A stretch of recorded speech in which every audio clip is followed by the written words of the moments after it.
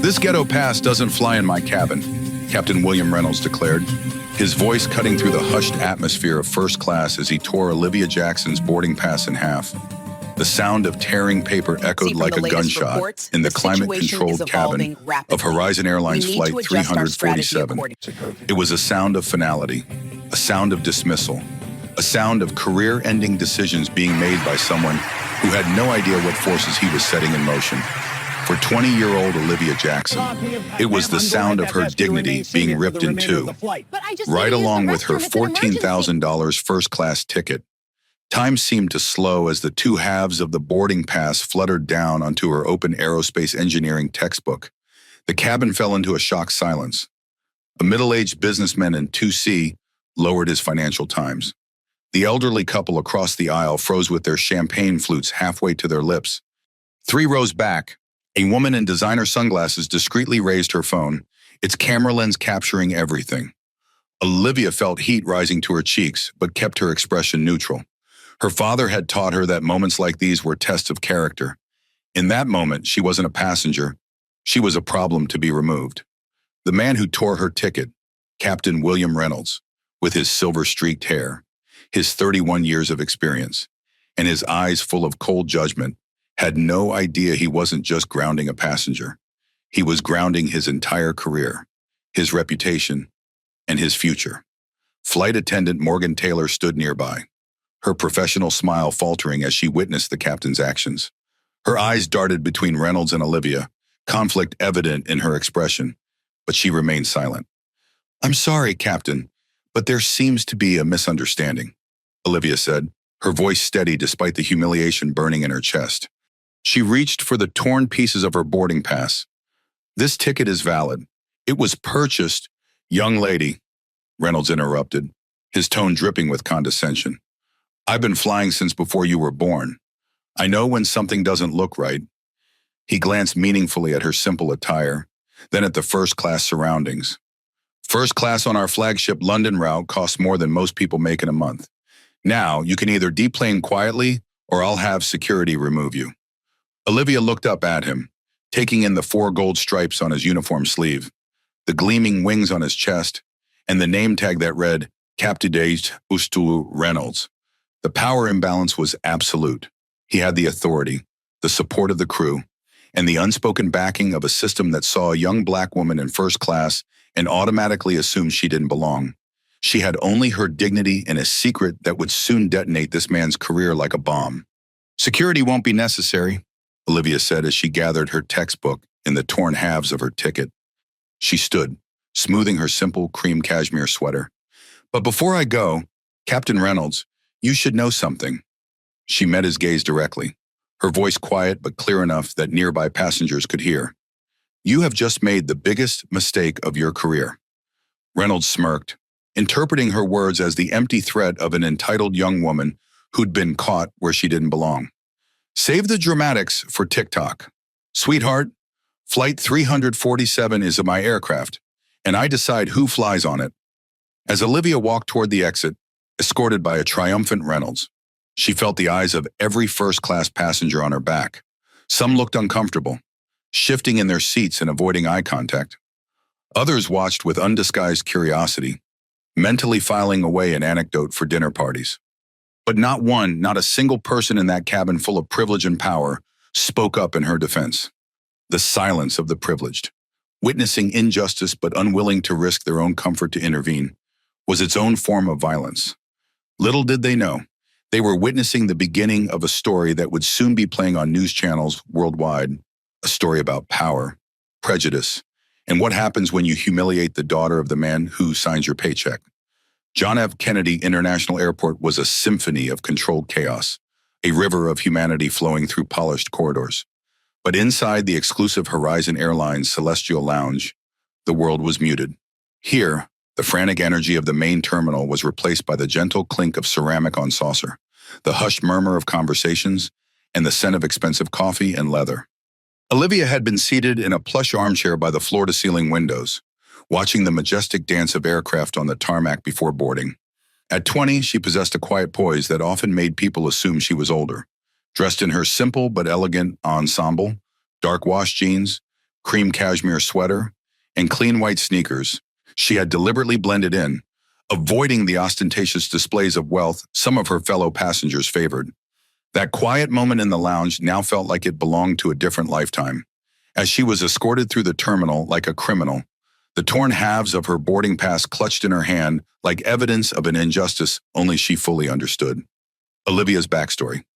Dignity can't be taken from you, only surrendered. Marcus Jackson had told his daughter on her 16th birthday, his hands resting on her shoulders as they stood before the mirror in their home. And you, Olivia Marie Jackson, will never surrender yours. Those words echoed in Olivia's mind as she sat in the sterile waiting room where Reynolds had directed security to take her. The vinyl chair was a stark contrast to the plush leather of the first-class cabin she'd been removed from. Through the small window, she could see Flight 347, her intended transportation to London, still at the gate. Her throat tightened with the particular ache that comes from swallowing back tears. Not tears of sadness, but of rage, pure, molten rage that made her fingers tingle and her temples throb.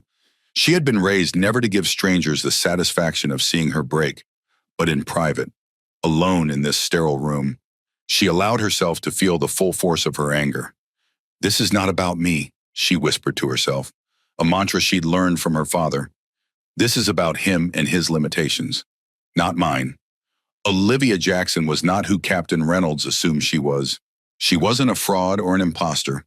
She was the only child of Marcus Jackson, founder and CEO of Horizon Airlines, one of the fastest-growing luxury carriers in the world. The man who had just torn up her boarding pass technically worked for her father, the same father she'd been flying to surprise at his major aviation conference in London. It had been 6 months since she'd seen him. MIT's aerospace engineering program was as demanding as it was prestigious, and Olivia had been buried in coursework, maintaining her position at the top of her class despite being one of the youngest students in the program. Her father thought she was locked in the library preparing for midterms. The look on his face when she walked into his keynote speech would have been priceless. A memory surfaced, her father walking her through one of Horizon's hangars when she was 12, his large hand engulfing her small one as they moved among the massive aircraft. The mechanics and pilots had nodded respectfully, some hiding smiles at the sight of the CEO's daughter in her carefully pressed uniform, a miniature version of the flight attendants. "Remember, Liv," he'd said, crouching to her eye level beside the landing gear of a Boeing 777. "From the person who cleans the lavatories to the one who flies the plane, everyone deserves the same respect. The moment you think you're better than someone else is the moment you've lost your way." Marcus Jackson hadn't been born into wealth, the son of a postal worker and a school cafeteria cook from Harlem. He'd won a scholarship to Howard University, where he'd studied business while working nights as a baggage handler at Reagan National Airport. The aviation bug had bitten him hard. After college, he'd mortgaged everything to lease a single cargo plane, flying mail and packages between D.C. and Chicago. That single plane became 2, then 5, then a small fleet. When a major carrier went bankrupt in 2005, Marcus seized the opportunity, purchasing their planes and routes at pennies on the dollar. He rebranded as Horizon Airlines, positioning it as a carrier that offered luxury without pretension, excellence without exclusion. Now, the company operated a fleet of 87 aircraft serving 143 destinations across 6 continents, known for luxury, innovation, and impeccable service. Annual revenue exceeded $7.4 billion. Marcus owned 51% of the shares, maintaining controlling interest even after the company went public. Olivia had grown up watching her father handle discrimination with a quiet strength that commanded respect. Once, at a banking conference, a man had mistaken Marcus for a waiter. Instead of creating a scene, he'd simply said, "I'm actually Marcus Jackson, CEO of Horizon Airlines. Now, what can I help you with?" The man's face had gone from dismissive to mortified in seconds. Later, in the privacy of their car, Marcus had allowed himself a moment of anger, his knuckles white on the steering wheel. "It happens less than it used to," he told a teenage Olivia, "but it still happens. Why didn't you say something?" "Dad," she'd asked, "why didn't you embarrass him like he embarrassed you? Never let them see you sweat." Marcus had told her, his voice softening, "Your competence is the best response to their prejudice. Let your excellence be so undeniable they choke on their assumptions. That lesson had served her well at MIT, where she was often the only black woman in her advanced engineering classes. When a professor had suggested she might be more comfortable in a less demanding program, she'd responded by scoring the highest grade on his notoriously difficult midterm exam. When classmates had assumed she was there because of affirmative action rather than merit, she'd let her consistent 4.0 GPA speak for itself. But today's humiliation was different. It had been public, deliberate, and stripped her of agency in a way that made her heart race with remembered shame. Captain Reynolds hadn't just questioned her right to be in first class. He had performatively destroyed her ticket in front of an audience, transforming her into a spectacle for the entertainment and comfort of others. Olivia pulled out her phone, looking at the last text from her father. Buried in conference prep. Call you after my keynote tomorrow. Love you.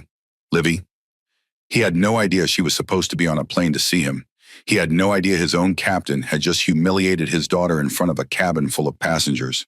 And he had no idea that the storm that was about to break would overshadow his carefully planned conference completely.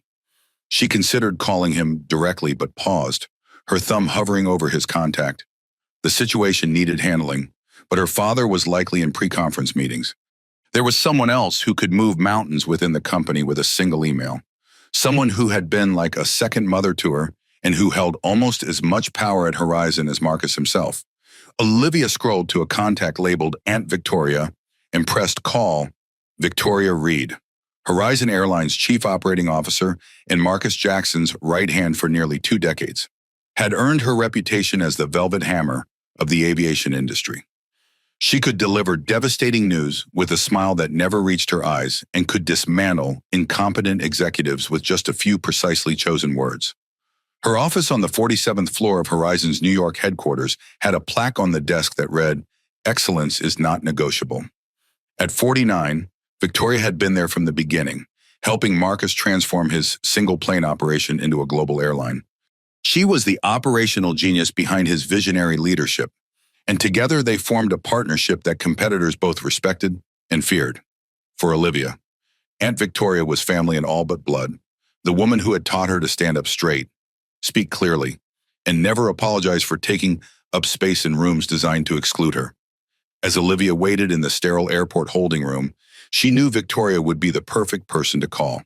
Her father would be furious, but Victoria would be strategic. And right now, strategy was exactly what was needed. 45 minutes earlier, Olivia had approached Gate B47 with the quiet confidence of someone who belonged exactly where she was. The boarding pass for Seat 1A was tucked safely in her passport, and her carry-on contained only essentials, her laptop, a change of clothes, and the aerospace materials textbook she'd been studying. The gate area was filled with the typical pre-boarding energy, passengers checking emails on laptops, children playing games on tablets, couples sharing earbuds to watch movies together. The large windows revealed Flight 347, a gleaming Boeing 787 Dreamliner with a distinctive Horizon livery, deep blue fuselage with the stylized silver Horizon line running its length. Gate agent Patricia Wilson looked up as Olivia presented her documents, her practiced smile faltering slightly as she took in the young woman's appearance. Patricia's eyes, rimmed with precisely applied liner, darted from Olivia to the boarding pass, then back again. A flicker of doubt crossed her features, as tangible as a shadow passing over her face. Seat 1A. Patricia's tone carried a hint of suspicion, her left eyebrow arching slightly. That's our premier suite. Yes, that's correct, Olivia replied calmly. Having experienced this particular dance before, the subtle questioning, the implied doubt that someone like her could afford such luxury. Patricia's gaze lingered on Olivia's simple outfit, quality pieces, but nothing ostentatious. No designer logos emblazoned across her chest, no flashy jewelry draped around her neck. Just a young black woman who, in Patricia's biased assessment, didn't match her mental image of a first-class passenger on Horizon's flagship transatlantic route. May I see your ID, please? Patricia's tone was sharper than necessary, her fingers drumming against the counter in poorly concealed impatience. Olivia handed over her passport, maintaining her composure despite the familiar sting of being questioned simply for existing in a space others didn't expect to see her in. A bead of sweat formed at the small of her back, not from nervousness, but from the effort of controlling her irritation. Patricia scrutinized the passport, comparing the photo to Olivia, then turned to her computer. She typed something, paused, typed again. The line behind Olivia grew, passengers shifting impatiently, checking watches, sighing audibly. "Is there a problem?" Olivia asked, keeping her voice even, though she could feel her pulse quickening. "Just verifying," Patricia said curtly, continuing to type, her acrylic nails clicking against the keyboard like small hammers. A white businessman behind Olivia sighed loudly, checking his Rolex with exaggerated motions. "Some of us have flights to catch," he muttered, just loud enough to be heard. After what felt like an eternity, Patricia stamped the boarding pass with visible reluctance. "Enjoy your flight, Mrs. Jackson," she said, the professional words delivered with an unmistakable undertone of doubt. Olivia took her documents with a polite thank you and proceeded down the jet bridge, her shoulders releasing tension she hadn't realized she was holding. She'd encountered this before, the subtle and not so subtle questioning, the lingering stares. It was exhausting, but her father had taught her to pick her battles. Getting to London was what mattered now. The first-class cabin of Horizon Airlines was an oasis of understated luxury. Soft, warm lighting illuminated the spacious suites, each equipped with a lie-flat bed, a personal minibar, and a 24-inch screen. The air was scented with a signature blend of sandalwood and citrus, the company's custom fragrance. Cashmere blankets in the airline's deep blue were folded precisely on each seat. Flight attendant Morgan Taylor, with a warm and genuine smile, greeted her at the door. Morgan's blonde hair was pulled back in a neat bun, her uniform perfectly pressed, the silver Horizon pin on her lapel catching the light. "Welcome aboard, Miss Jackson. Right this way to Suite 1, Morgan said professionally, her eyes crinkling at the corners with authentic warmth. "Can I get you a glass of champagne or perhaps sparkling water while you get settled?" "Sparkling water would be lovely, thank you," Olivia replied, appreciating Morgan's immediate kindness, the simple human dignity of being treated like she belonged. She settled into Suite 1A, stowing her backpack and sinking into the soft leather. The tension from the gate encounter began to melt away as she breathed in the familiar scents of leather and the subtle perfume embedded in the cabin materials, scents her father had personally selected during Horizon's brand development. This was her father's world, the meticulous design, the comfort, the quiet efficiency. It was all a reflection of his vision for what air travel could be, and she felt a swell of pride. Olivia pulled out her textbook on aerospace materials, quickly becoming engrossed in a chapter about composite stress factors in wing design. The cabin around her settled into a comfortable rhythm as first-class passengers boarded. Champagne flutes were filled, amenity kits distributed, and the gentle orchestral music playing through the speakers created a serene atmosphere. In the cockpit, Captain William Reynolds was completing his pre-flight checks with the mechanical efficiency that comes from decades of repetition. At 58, Reynolds was a product of aviation's old guard, disciplined, technically excellent, and absolutely certain of his place in the hierarchy. He had survived airline bankruptcies, industry consolidation, and technological revolutions. His identity was inseparable from the 4 stripes on his sleeve and the authority they represented. But behind his professional exterior lurked insecurities that had deepened with age. The industry was changing around him. New pilots, younger, more diverse, more comfortable with both technology and evolving social norms, were rising through the ranks. Each year, he felt less connected to the company he had served for decades, more like a relic than a respected veteran. His co-pilot, First Officer James Ramirez, was going through the flight plan on his tablet. At 34, Ramirez represented the new generation of pilots, technically proficient, comfortable with technology, and more attuned to the changing culture of aviation. Their relationship was professional but marked by the subtle tension of generational differences and Reynolds' unstated resentment of changing times. A message popped up on Reynolds' screen from gate agent Patricia. "Suspicious packs in 1A, verified docs but doesn't fit profile, FYI." The message resonated with something deep in Reynolds' psyche, a sense that the orderly world he had built his career into was being encroached upon by people who didn't understand the unwritten rules, the hierarchies, the traditions that had structured his professional life. He clicked on the cabin monitor, scanning until he found 1A. His eyes narrowed as he observed Olivia, young, black, dressed casually, absorbed in a textbook rather than ostentatiously enjoying the luxury around her. "Something's not right," he muttered, more to himself than to Ramirez. "Sir," Ramirez looked up from his tablet, confused. "Seat 1A, Reynolds said, gesturing toward the monitor. "Gate says the passenger doesn't fit the profile. I'm going to check it out." Ramirez frowned slightly. "The manifest shows everything's in order. Passenger Jackson. Olivia. Ticketing verified her ID at check-in." "Maybe," Reynolds said, unbuckling his seatbelt. "But something feels off. I've been doing this long enough to know when something doesn't add up." What he couldn't articulate, even to himself, was how the sight of a young black woman in seat 1A, not deferential, not out of place, but completely at ease, disturbed something in his worldview. It wasn't a conscious hatred, but rather an unconscious resistance to change, to seeing people in spaces where his mental map said they shouldn't be, against protocol, which would have had him remain on the flight deck during boarding. Reynolds made his way to the cabin. The decision wasn't rational or procedure-based. It was emotional, a response to a perceived challenge to the order he had spent his career enforcing and defending.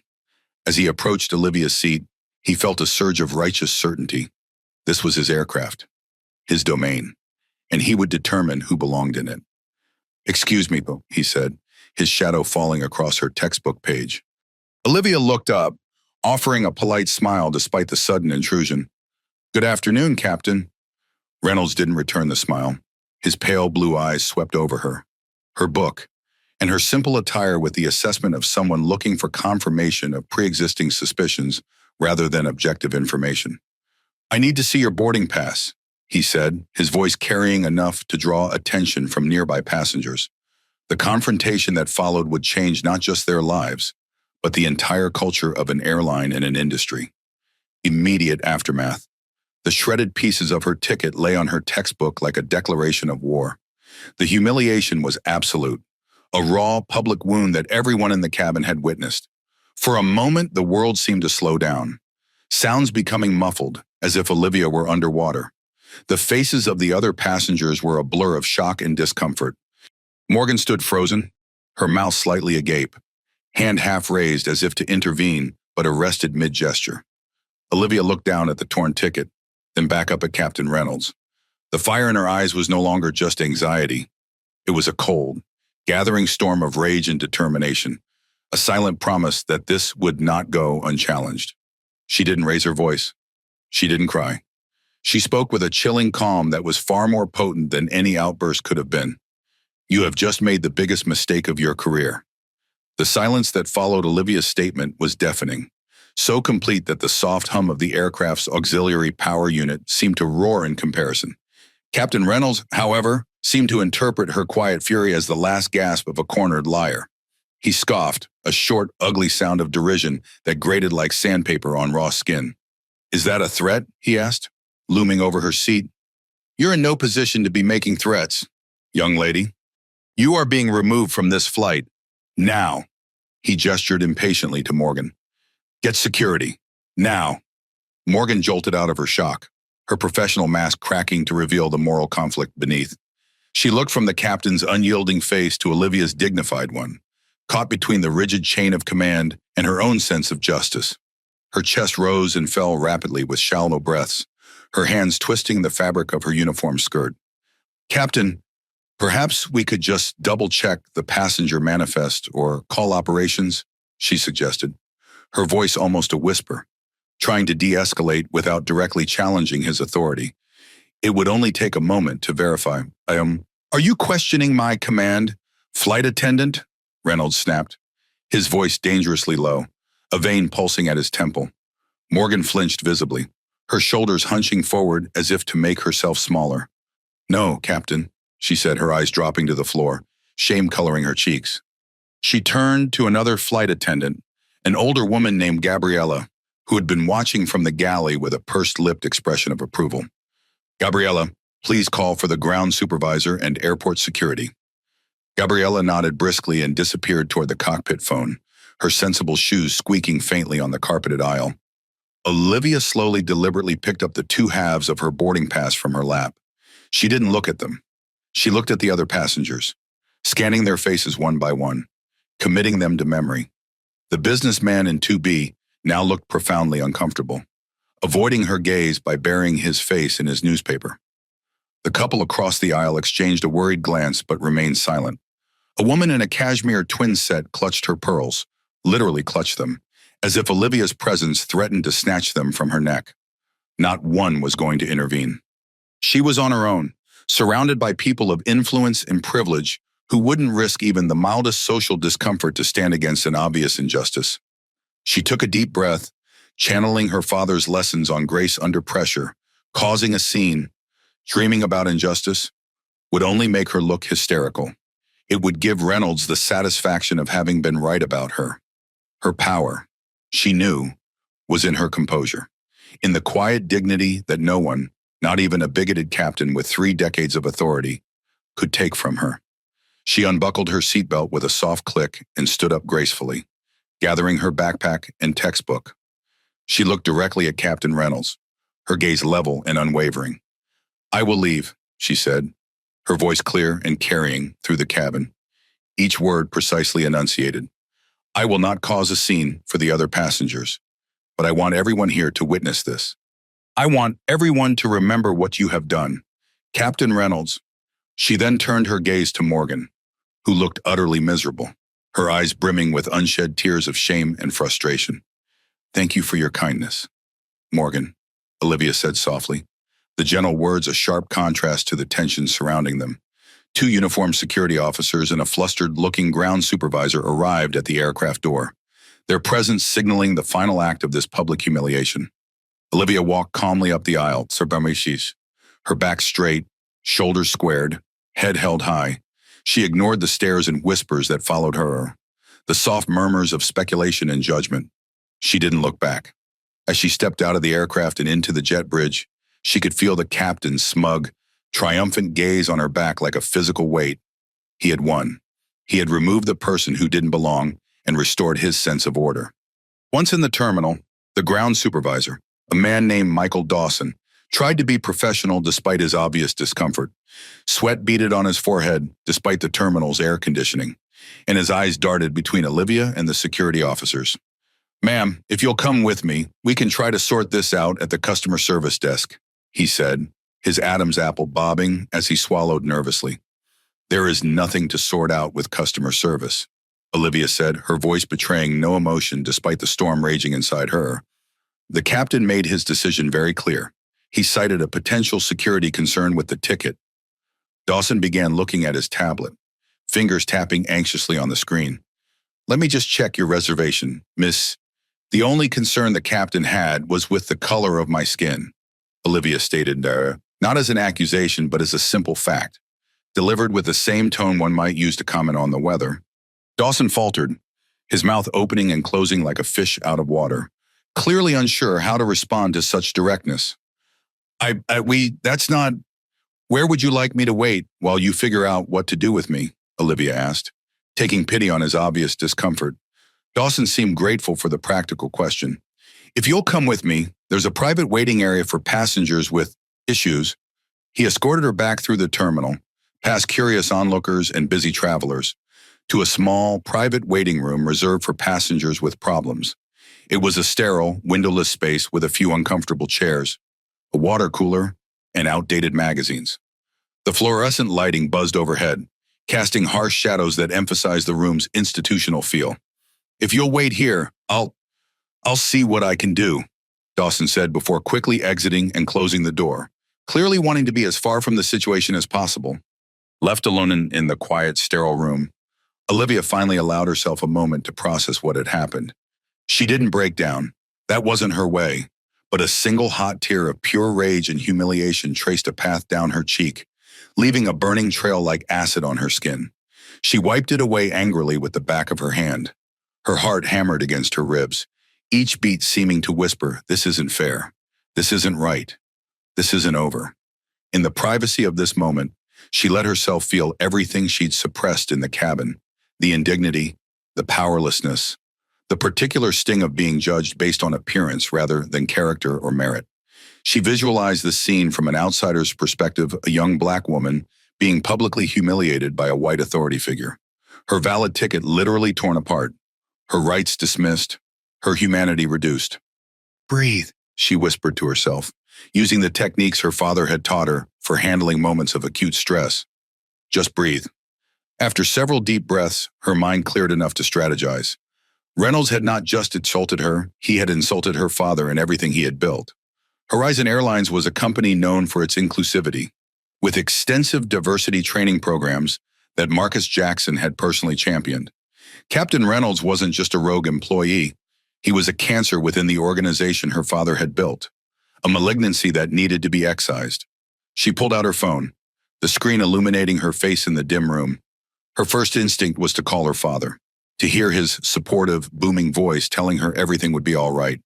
But she knew he would be in pre-conference meetings, and she didn't want to derail his big day with her problems. Not yet. There was someone else she could call, someone who could move mountains within the company with a single email. She scrolled through her contacts and pressed the call button for Aunt Victoria. Victoria Reed, Chief Operating Officer of Horizon Air, was a force of nature.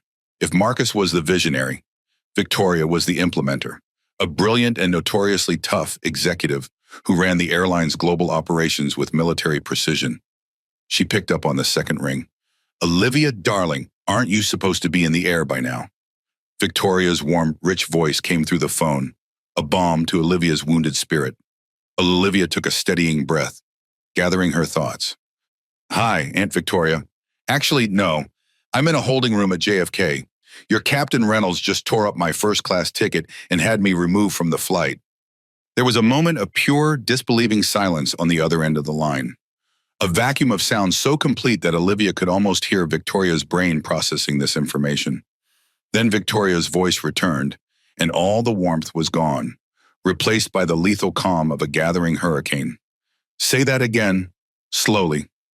Olivia recounted the entire incident in detail. The gate agent's suspicion, Reynolds' confrontation, the ticket tearing, the passive audience of other passengers, her escort off the plane. As she spoke, the story became somehow both more real and more surreal. Had this actually just happened to her when she finished? There was another beat of silence. Then Victoria spoke, her voice like cracking ice on a frozen lake. "Stay where you are. Olivia, do not move. Do not talk to anyone else. I'm handling this. The call you're about to receive will be from the director of JFK operations. Do exactly as he says. I love you." The line went dead. Olivia lowered the phone, a grim sense of certainty settling over her. She knew her aunt. The gears of the Jackson corporate machine were now grinding into motion. For Captain William Reynolds, cruising at a mental altitude of smug satisfaction, a catastrophic, career-ending turbulence was forming just ahead. Victoria Reed's office on the top floor of Horizon Airlines New York headquarters was a minimalist expanse of glass and steel, offering a panoramic view of the city skyline. But at that moment, Victoria wasn't looking at the view. She was staring at her phone, her knuckles white as she gripped it, a muscle in her jaw twitching with suppressed fury. "He did what?" she whispered to the empty room, the words laced with venomous disbelief. Victoria, Iron Vic to her colleagues, was known throughout the industry for her surgical precision in handling crises and her particularly visceral hatred for bigotry. She had worked alongside Marcus for 2 decades, building Horizon from the ground up. She knew the name of every station manager at every major airport. She knew the performance records of their top pilots. The name William Reynolds rang a faint bell, a senior captain with high hours and a clean record, but with a few minor complaints over the years about his abrasive attitude. Nothing that had ever reached her desk. Until now, her fury was a cold, precise instrument. She didn't scream. She didn't throw things. She acted. Her fingers flew across the multi-line console on her desk, each button pressed deliberate and final. Her first call was to Alexander Rivera, the director of JFK operations. "Alexander, Victoria Reed, I have a code red situation on Flight 347 to Heathrow. Has it departed yet?" Her voice was controlled, but the tension vibrated beneath every syllable. "Alexander, an unflappable veteran of airport management, was immediately on high alert. A code red from the COO's office was unheard of, the corporate equivalent of a nuclear launch code. No, Victoria, they're still at the gate, scheduled for pushback in 12 minutes. What's going on? His voice carried the immediate focus of someone accustomed to managing crises. Captain William Reynolds just forcibly deplaned a first-class passenger from seat 1A. That passenger is Olivia Jackson. Alexander Rivera's blood ran cold. He knew the name. Every senior manager knew the name of the CEO's daughter. The implications hit him like a physical blow. "Oh my God," he breathed, the professional facade cracking for just a moment. "On what grounds?" "He accused her of being a security risk and having a fraudulent ticket," Victoria said, her voice clinical in its precision, each word like a surgical instrument. "Alexander, I want you to do 3 things for me right now." "Of course." "First, go down to that gate personally. Find Olivia. She is in a private waiting room near gate B47. You are to treat her like royalty. Escort her to the Celestial Lounge. And do not let her out of your sight until you hear from me. Is that clear?" "Crystal clear, Victoria." "Second, I want Flight 347 grounded. Do not, under any circumstances, allow that aircraft to push back from the gate. Signal the tower if you have to. I want that plane locked down. Consider it done." Alexander was already reaching for his radio, his free hand loosening his tie as the stress of the situation registered. "Third, I want the name of the gate agent who checked Olivia in and the names of the entire cabin crew on that flight. Email them to me within the next 5 minutes."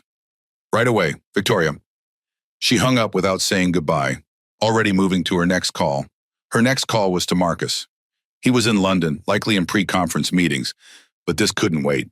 She sent a single text message, "Urgent. Call me immediately. Family matter."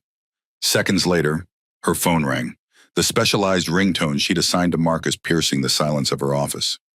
"Vic, what's wrong? Is Olivia okay?" Marcus's voice was tight with concern, the immediate fear of a parent hearing urgent and family in the same message.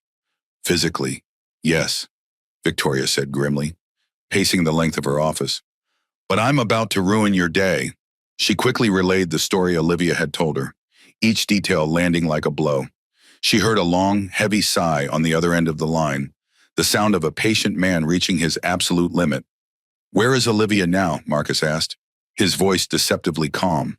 It was the same tone he used right before he fired an underperforming executive or tore a billion-dollar contract to shreds, a calm that masked the storm beneath.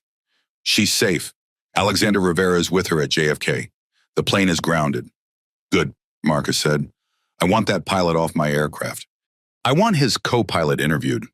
I want every flight attendant who stood by and let that happen put on administrative leave pending a full investigation.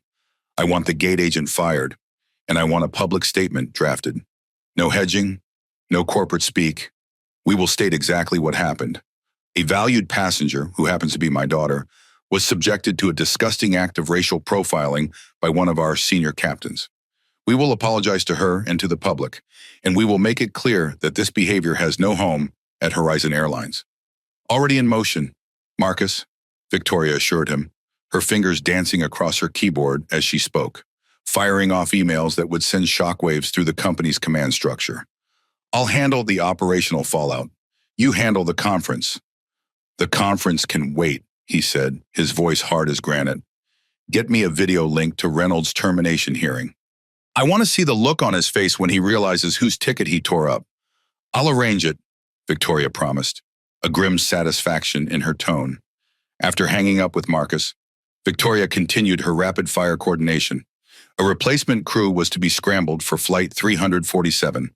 All passengers were to be offered hotel accommodations at the airline's expense and rebooked on the first available flight the next morning with full refunds and hefty travel vouchers.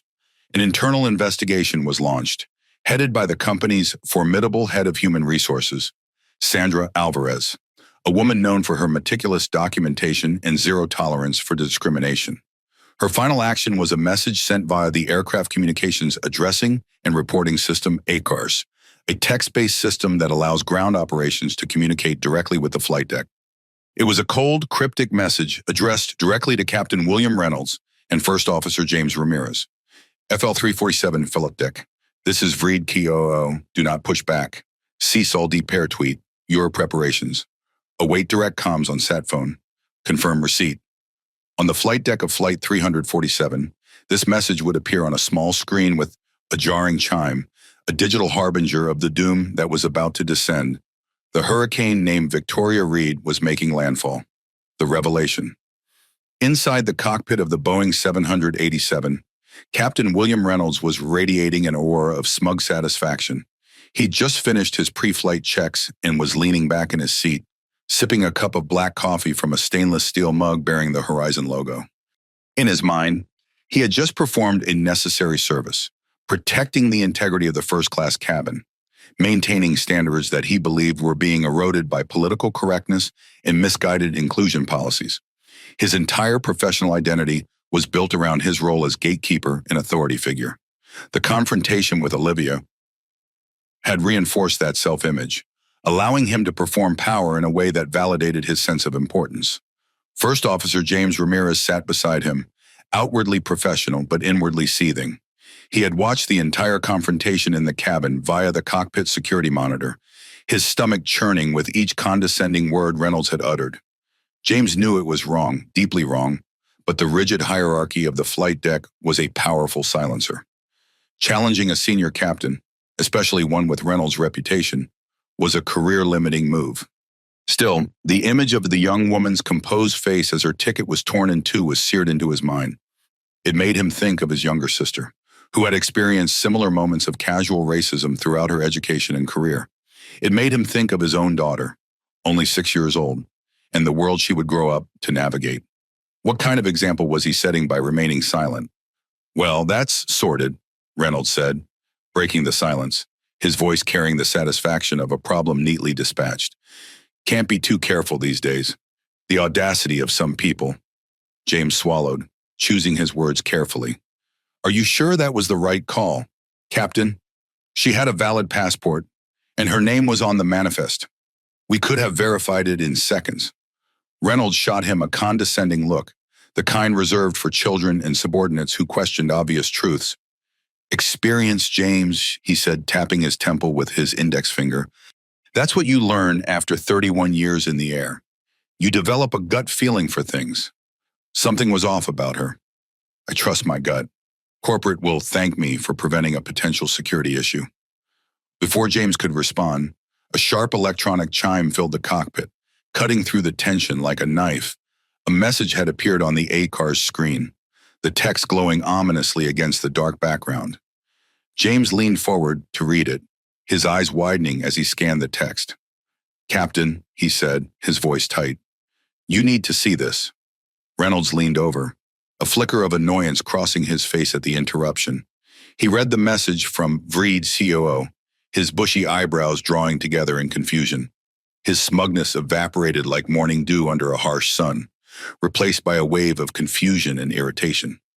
Vreed, Victoria Reed, he muttered, straightening in his seat. Why is the COO messaging us directly about a departure delay? He shook his head dismissively. Probably some VIP running late. Well, they can wait. We have a schedule to keep. He typed a curt reply, Roger, awaiting instructions, FL 347. But the situation escalated almost immediately. The cockpit's satellite phone, reserved for urgent operational or emergency communications, began to ring with a distinct, insistent chirp. It was a direct line from the Global Operations Center. Only the highest levels of management use this line. It was the aviation equivalent of the red phone in the Oval Office. James answered, his hand trembling slightly as he picked up the receiver. Flight 347 flight deck. First Officer Ramirez speaking. His voice was steady, professional, masking the anxiety crawling up his spine. First Officer, this is Victoria Reed. The voice on the other end was devoid of any warmth, as sharp and cold as a shard of ice. Put me on speaker and hand the phone to Captain Reynolds. James complied, his heart pounding so loudly in his chest he was sure Reynolds could hear it. He held the receiver out to the captain, whose face was now a mask of confusion. the first flickers of concern beginning to appear at the corners of his eyes. "This is Captain Reynolds, Ghetto," he said into the phone, his authoritative tone now sounding a little strained, like a mask slipping to reveal uncertainty beneath. "Captain Reynolds," Victoria's voice crackled through the speaker, filling the cockpit with her presence despite her physical absence. "There is no pleasure involved in this call. I want a single, direct answer to a single, direct question. On what grounds did you remove the passenger from seat 1A? Reynolds felt the first cold finger of doubt trace his spine. The COO was calling directly about a deplaned passenger. This wasn't normal procedure. Still, he fell back on the certainty of his authority and judgment. "Ms. Reed, I had reason to believe the passenger was in possession of a fraudulent ticket and was therefore a potential security risk. I made a command decision based on my experience and my authority as captain of this aircraft." There was a pause on the other end of the line, a silence that seemed to stretch and fill the cockpit like an invisible gas. When Victoria spoke again, her voice was dangerously soft, a cobra preparing to strike. "Your command decision, your gut feeling." The words dripped with contempt. "Let me tell you what you've done, Captain. The young woman you just humiliated in front of an entire first-class cabin was Olivia Jackson." The name hung in the air like smoke. Reynolds' brow furrowed, mental Rolodex flipping through names of VIPs, celebrities, politicians. The name was familiar, but he couldn't place it. Jackson. Jackson. Then it hit him, a realization that made his blood run cold. Jackson, as in Marcus Jackson, as in the founder and CEO of Horizon Airlines. His employer, Victoria continued, her words landing like hammer blows on Reynolds' consciousness. "For the benefit of your apparently lacking situational awareness, let me be clear. You just tore up the ticket of my goddaughter, the daughter of Marcus Jackson, the man who founded this airline, who owns this airline, and who signs your paycheck." The color drained from William Reynolds' face in a visible wave, like water receding before a tsunami. It was as if he'd been struck by lightning, his body rigid in the captain's seat, eyes wide with dawning horror. The cockpit, once a sanctuary of control and authority, suddenly felt like a shrinking, airless box. He stared at the controls, at the lights, at his own hands, but nothing registered. All he could hear was a roaring in his ears as his mind frantically tried to process the catastrophic error he had just made. Images flashed through his consciousness, the young woman's composed face, the torn ticket, the smug satisfaction he had felt. All of it recontextualized in an instant into the most profound professional mistake of his life. He opened his mouth to speak, but no sound came out. His throat had closed with the sudden, terrible realization of what he had done. What could he say? "I'm sorry I racially profiled the owner's daughter. I'm sorry my bigotry just cost the company a fortune in delays and reputational damage." First Officer James Ramirez sat frozen in his seat, a silent witness to the most spectacular career self-immolation he would ever see. He felt a strange mix of horror and, deep down, a dark sense of justice being served. The captain's face had gone from its usual ruddy confidence to ash gray in seconds, the transformation as dramatic as it was satisfying. Victoria Reed's voice cut through Reynolds' shock like a scalpel. "You will not be flying this aircraft, Captain. You will not be flying any Horizon aircraft ever again. A representative from my office is waiting for you at the gate. You are to deplane immediately, surrender your company ID and your wings, and await further instruction. Do you understand me?" Reynolds finally found his voice, a strangled, pathetic whisper that bore no resemblance to the commanding tone he had used in the cabin. "Yes, I understand." "Good," Victoria said, and the line went dead with a decisive click. For a full minute, William Reynolds didn't move. He just stared into the middle distance, the weight of his catastrophic mistake crushing him like a physical force. The man who prided himself on being the ultimate authority, the king of his domain, had just been dethroned and exiled in a single phone call. His 31-year career, his pension, his pride, all of it had just been torn up, just as he had torn up Olivia's ticket. The disconnect of the satellite phone plunged the cockpit of Flight 347 into a silence more profound than the quiet hum of the auxiliary power unit. It was a dead, suffocating vacuum, filled only by the weight of Victoria Reed's final words. Captain William Reynolds sat frozen in his command seat, his hands resting limply on the controls of an aircraft he would never fly again. The complex array of lights and switches, once a familiar extension of his own will, now seemed alien and mocking. His entire world, a universe he had commanded for 31 years, had shrunk to the confines of this small, suffocating box. First Officer James Ramirez watched him, his own heart hammering against his ribs. The captain's face, usually ruddy with confidence and authority, had turned a pasty, ashen gray. His eyes were unfocused, staring at a future that had just been utterly and completely erased.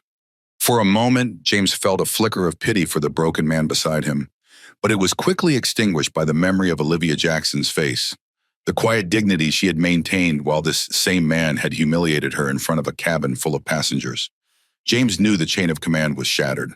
He was now in control of the situation, responsibility settling on his shoulders like a heavy cloak. He took a deep, steadying breath, the professional in him taking over. "Captain," he said, his voice quiet but firm. Reynolds didn't respond, still staring blankly at the instrument panel.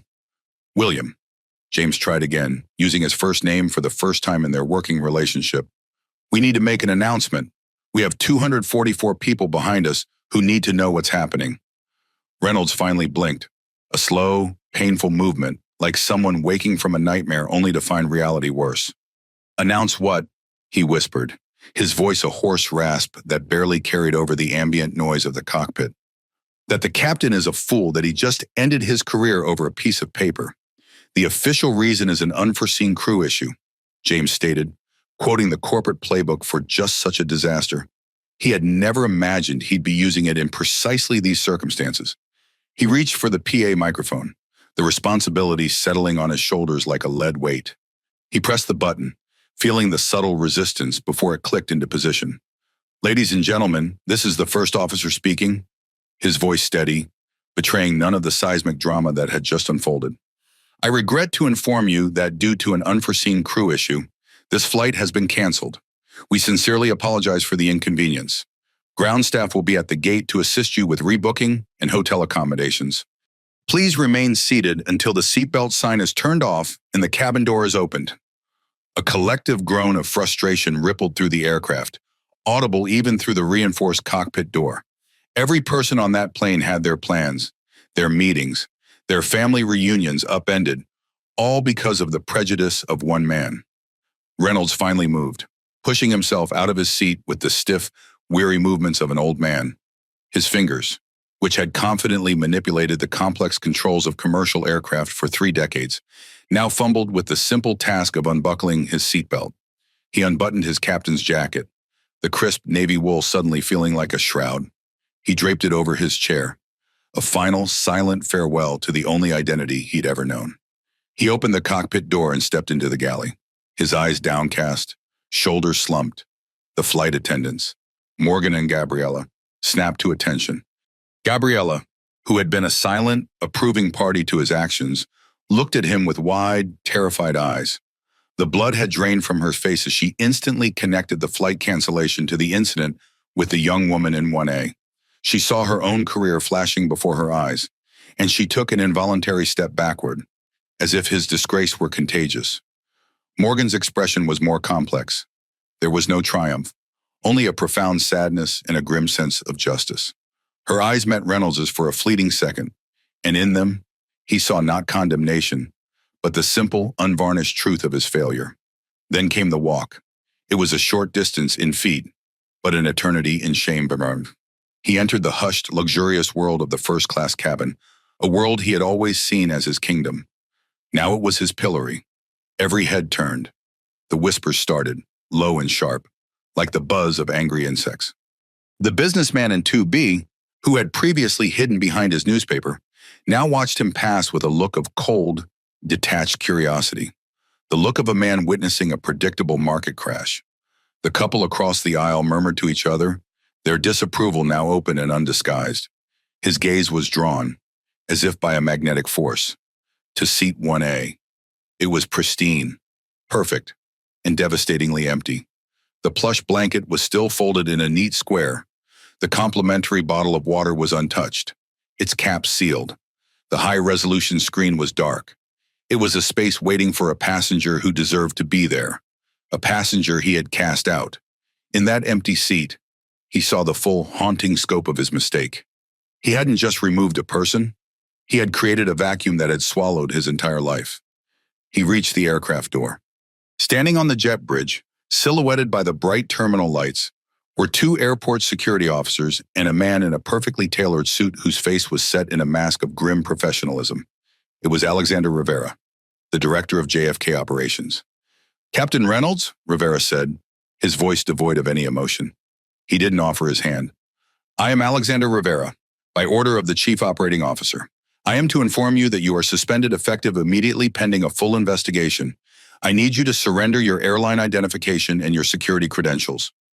In front of the flight crew who had once revered him, in front of the ground staff who had always deferred to him, William Reynolds was being publicly unmanned. His hands trembled as he reached for his wallet, his fingers fumbling with the plastic ID card that had granted him access to the most exclusive places in the world. He handed it over, the card seeming to catch the light in a final gleam of defiance. "Your wings, please, Captain," Rivera said, his voice unchanging. This was the deepest cut. Reynolds slowly, painstakingly unclipped the silver wings from the breast of his pilot shirt. He remembered the day he'd first pinned them on. The overwhelming sense of pride, of arrival. They were more than just metal. They were the symbol of his mastery, his dedication, his life's work.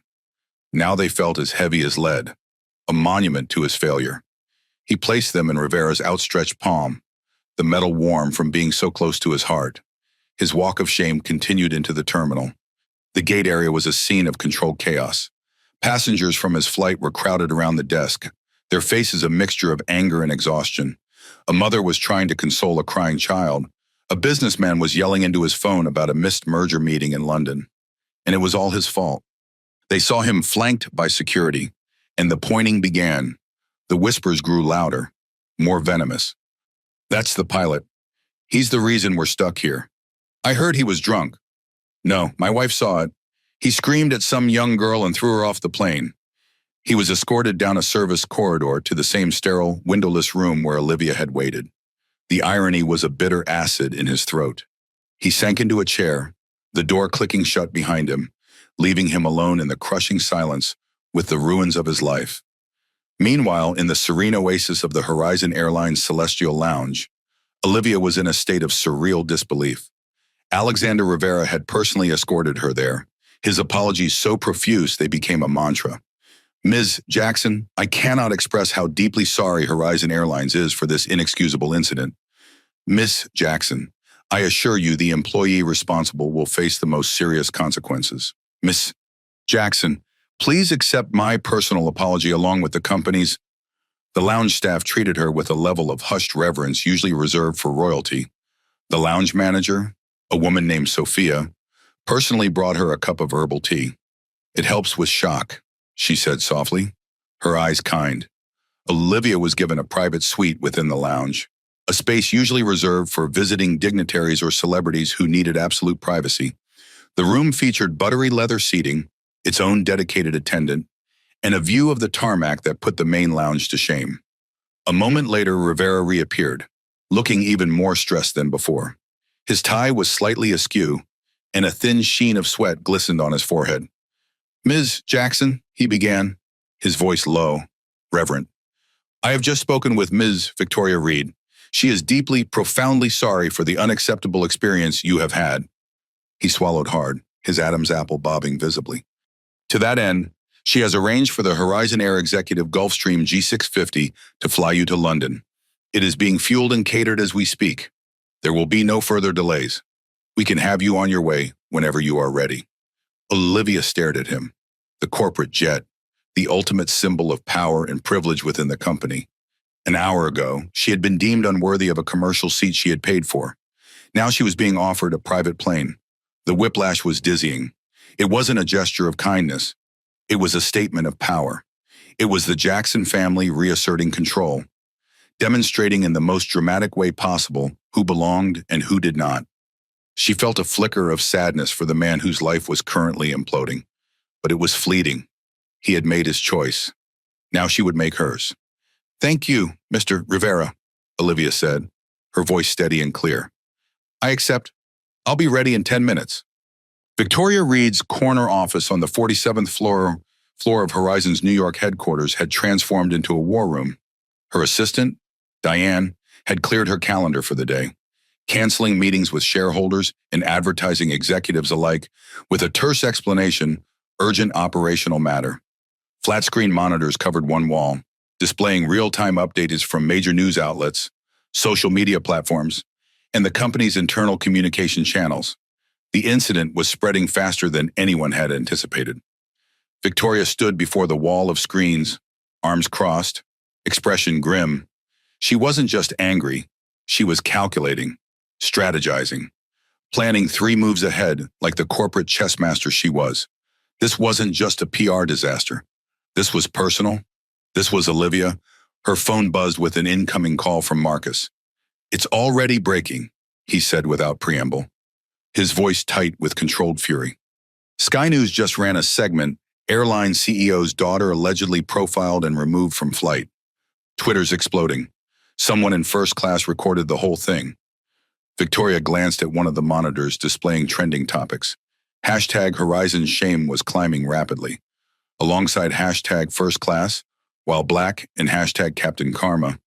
A shaky cell phone video showed Reynolds looming over Olivia's seat, then the moment when the torn ticket fluttered down onto her textbook. We've got it handled, Victoria assured him, though her expression remained grave. I've got legal, HR, PR, and operations all working in concert. The statement goes out in 15 minutes. It doesn't hide anything. We're owning it completely. And Reynolds, Marcus asked? The question loaded with implications. Victoria's mouth tightened. In a holding room at JFK, his security access has been revoked. His termination hearing is scheduled for 9 a.m. tomorrow. You'll have your video link. She pulled up Reynolds' personnel file on her tablet. 31 years with us. Clean flying record. Her finger scrolled through digital pages. But there's a pattern here. 7 documented complaints about his interpersonal approach with younger staff, particularly women and people of color. Nothing that reached actionable threshold individually, but collectively. She trailed off, the picture becoming clearer. He slipped through the cracks, Marcus said, finishing her thought. Yes, Victoria confirmed. Until today, until Olivia, there was a pause. When Marcus spoke again, his voice had softened. How is she? Victoria's professional demeanor cracked slightly. She's handling it with more grace than either of us would have at her age. The G650 is being prepped. She'll be with you in London before midnight your time. Another pause. Longer this time. I've spent 20 years building a company where everyone is supposed to be treated with respect. And my own daughter gets humiliated on my own plane. Marcus, Victoria said firmly, this isn't on you. This is on William Reynolds and a system that made him feel entitled to act the way he did. And we're dismantling that system today. On her desk, another line buzzed. That's the emergency management team. I have to go. Keep me posted, Marcus said. Every 30 minutes, Victoria ended the call and took a deep breath, centering herself before walking into the conference room adjacent to her office. 12 people sat around the gleaming mahogany table, laptops open, phones buzzing incessantly. This was Horizon's crisis management unit. Executives from legal, human resources, public relations, operations, and security. Assembled within 20 minutes of her first call, the room fell silent as she entered. Victoria didn't sit but remained standing at the head of the table, her posture as straight as a blade. At approximately 10:47 this morning, Captain William Reynolds of Flight 347 racially profiled and removed Olivia Jackson from our flagship London route. She began without preamble. For those of you who don't know, Olivia is Marcus's daughter. She was in seat 1A, holding a valid first-class ticket. She paused, gauging reactions. Most of the executives knew Olivia, had seen her at company functions, remembered her as the bright, serious teenager who asked penetrating questions about flight operations and corporate strategy. Reynolds didn't just question her presence. He tore up her boarding pass in front of the entire first-class cabin.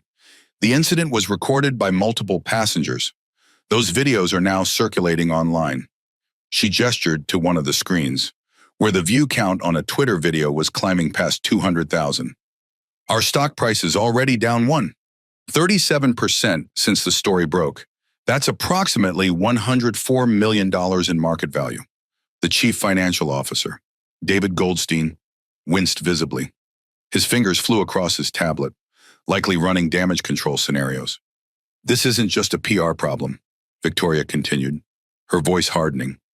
This is a fundamental violation of everything Horizon stands for. Marcus built this airline on the principle that every passenger, regardless of background, deserves dignity and respect. Reynolds made a mockery of that principle. She turned to the head of human resources, Sandra Alvarez. Sandra, what's our exposure? Sandra consulted her tablet. We've secured statements from First Officer Ramirez and Flight Attendant Morgan Taylor. Both confirmed that Reynolds had no legitimate security concern and that his treatment of Miss Jackson was inappropriate and unprofessional. Flight Attendant Gabriela Rodriguez appears to have been complicit, and Gate Agent Patricia Wilson flagged Miss Jackson's booking with a message describing her as not fitting the profile. We're gathering all electronic communications. She looked up, her expression grave. Preliminary findings suggest at least 7 direct violations of company policy, 3 potential violations of federal aviation regulations, and clear grounds for discrimination claims under Title VI of the Civil Rights Act. Victoria nodded, then turned to the head of public relations, Jonathan Fisher. The statement, Jonathan slid a single sheet of paper across the table. It's direct, unequivocal, and transparent. We acknowledge what happened, condemn it in the strongest terms, and outline immediate actions. We name Reynolds explicitly. Victoria scanned the document quickly, her sharp eyes taking in every word, every nuance. Good. Release it immediately, across all platforms. I wanted to hit before the afternoon news cycle. She looked at the legal director, Lisa Warren. Lisa, where do we stand on liability? Lisa pushed her glasses up her nose, her expression grave. Beyond the obvious discrimination issues, we're looking at potential lawsuits from displaced passengers. Preliminary compensation and accommodation costs are estimated at $387,500. We're also examining Reynolds' employment contract.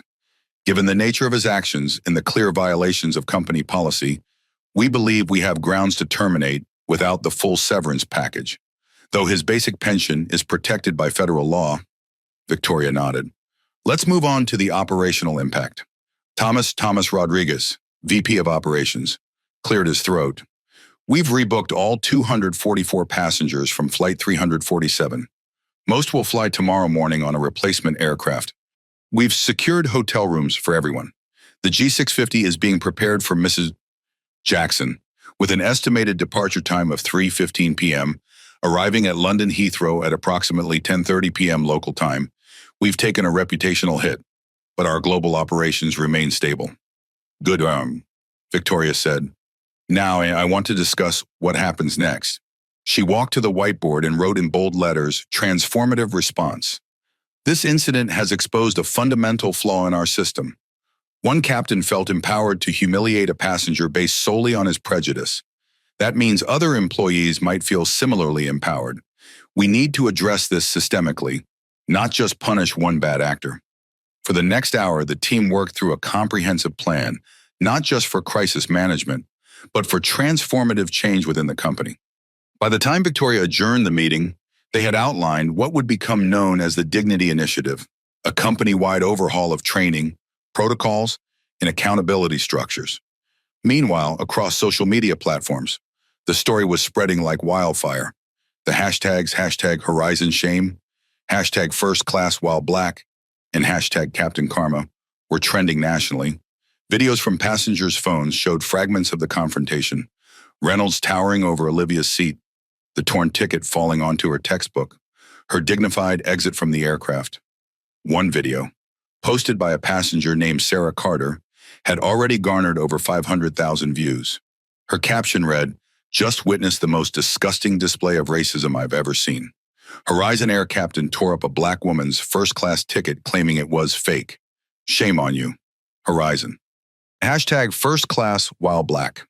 On Twitter, a user named Jess flies 247 A flight attendant with a large following posted, "As an industry professional, I'm appalled by what happened on hashtag Horizon 347. No captain has the authority to tear up a valid ticket. This was abuse of power, plain and simple. Hashtag first class while black." The post had been retweeted 14,000 times within an hour. Then, precisely at 2:15 p.m., Horizon's official statement appeared simultaneously across all its platforms. Statement regarding incident on Flight 347. Today, a passenger holding a valid first-class ticket was wrongfully removed from Horizon Airlines Flight 347 at JFK International Airport. The passenger, Olivia Jackson, was subjected to discriminatory treatment by Captain William Reynolds, who questioned her presence in first class and ultimately tore up her boarding pass. Horizon Airlines condemns this behavior in the strongest possible terms. It represents a violation of our most fundamental values and an unacceptable abuse of authority. Effective immediately, Captain Reynolds has been suspended pending a formal termination hearing. We are conducting a full investigation into the incident, including the actions of all staff involved. We recognize that this incident reflects broader issues that require systemic address. To that end, we are launching a comprehensive review of our training and protocols to ensure nothing like this ever happens again on a Horizon aircraft. To Mrs. Jackson and to all our passengers, we offer our deepest apologies. Horizon was founded on the principle that everyone deserves to be treated with dignity and respect. Today, we failed to live up to that principle. We are committed to doing better. Marcus Jackson, founder and CEO, Horizon Airlines. The statement was direct, unambiguous, and made no attempt to minimize what had happened or shield the company from blame. It was, industry analysts would later note, a masterclass in crisis management, owning the problem completely and committing to genuine change. Within minutes, the stock slide halted. By closing bell, Horizon shares had recovered half their earlier losses. But inside the company, the work was just beginning. Victoria Reed knew that words without action were meaningless. The real test would be what happened next. She picked up her phone and dialed Alexander Rivera at JFK. "Alexander, is Ms. Jackson safely aboard the G650? "Yes, Ms. Reed. Just took off 5 minutes ago." His voice carried the relief of a man who had successfully navigated the first phase of a crisis. "Good. And Reynolds?" "Still in the holding room, awaiting escort to the administrative offices for processing. He's..." Rivera hesitated. "He's not doing well. I think the reality of his situation is starting to sink in." Victoria's voice turned cold, the brief moment of relief giving way to steel-edged purpose. "Make sure he understands that his termination hearing is tomorrow at 9 a.m. sharp. He is to be there, no excuses." "Understood." Victoria hung up and stared out at the New York skyline again, the late afternoon sun casting long shadows across the city. Reynolds' punishment was assured, but the real challenge, transforming the culture that had enabled him, was just beginning.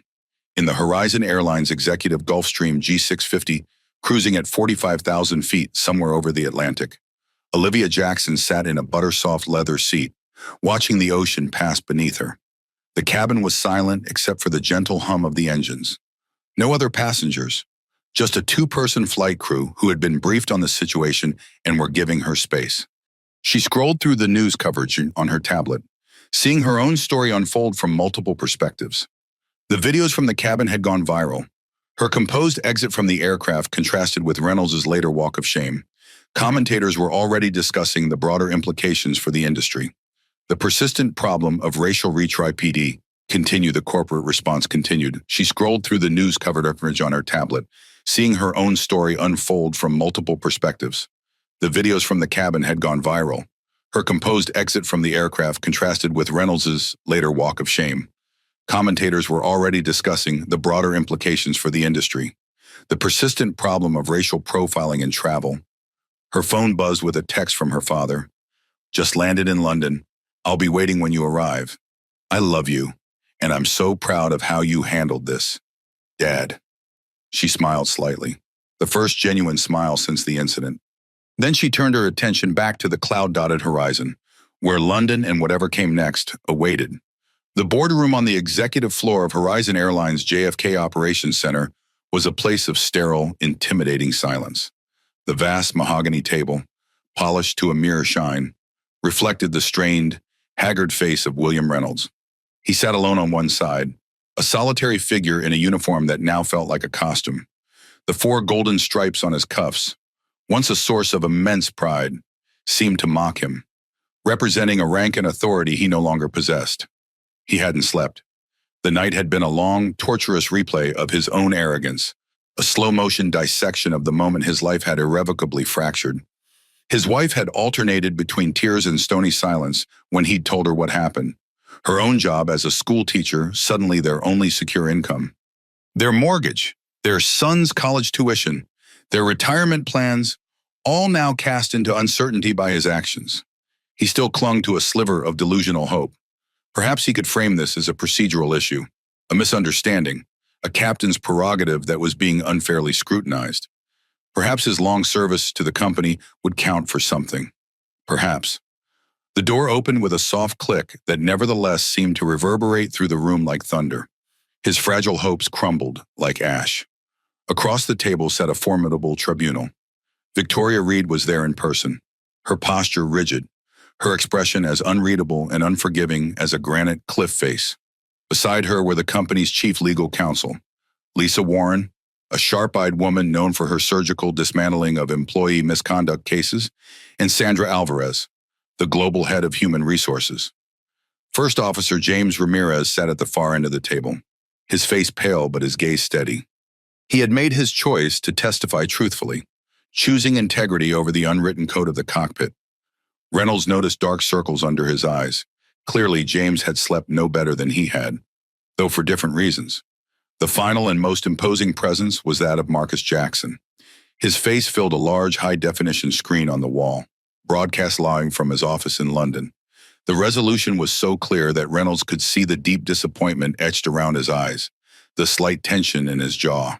There was no visible anger, no rage, just the cold, crushing weight of a leader whose trust had been profoundly betrayed.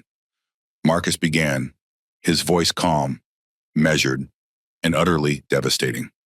Mr. Reynolds, before we ask for your version of events, let's be clear about the facts from the company's perspective. Yesterday, your actions on Flight 347 resulted in the cancellation of a flagship transatlantic route.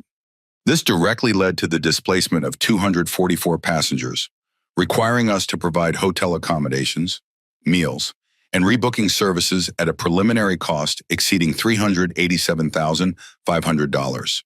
It necessitated the scrambling of a replacement crew and aircraft, causing a significant logistical disruption to our London-bound schedule. Our stock saw a 1.37% dip in early trading yesterday morning, a paper loss of approximately $104 million, directly attributable to the news stories breaking about this crew issue. He paused, letting the financial gravity of the situation settle in the room. Reynolds felt each figure like a physical blow, the abstract concept of company losses suddenly concrete and tied directly to his actions. A bead of sweat traced a path down his temple, disappearing into his collar. So, you see, this is not merely a personnel matter. This is a significant corporate incident. I have read the preliminary reports. I have the statements from the cabin crew. I have the official log from First Officer Ramirez.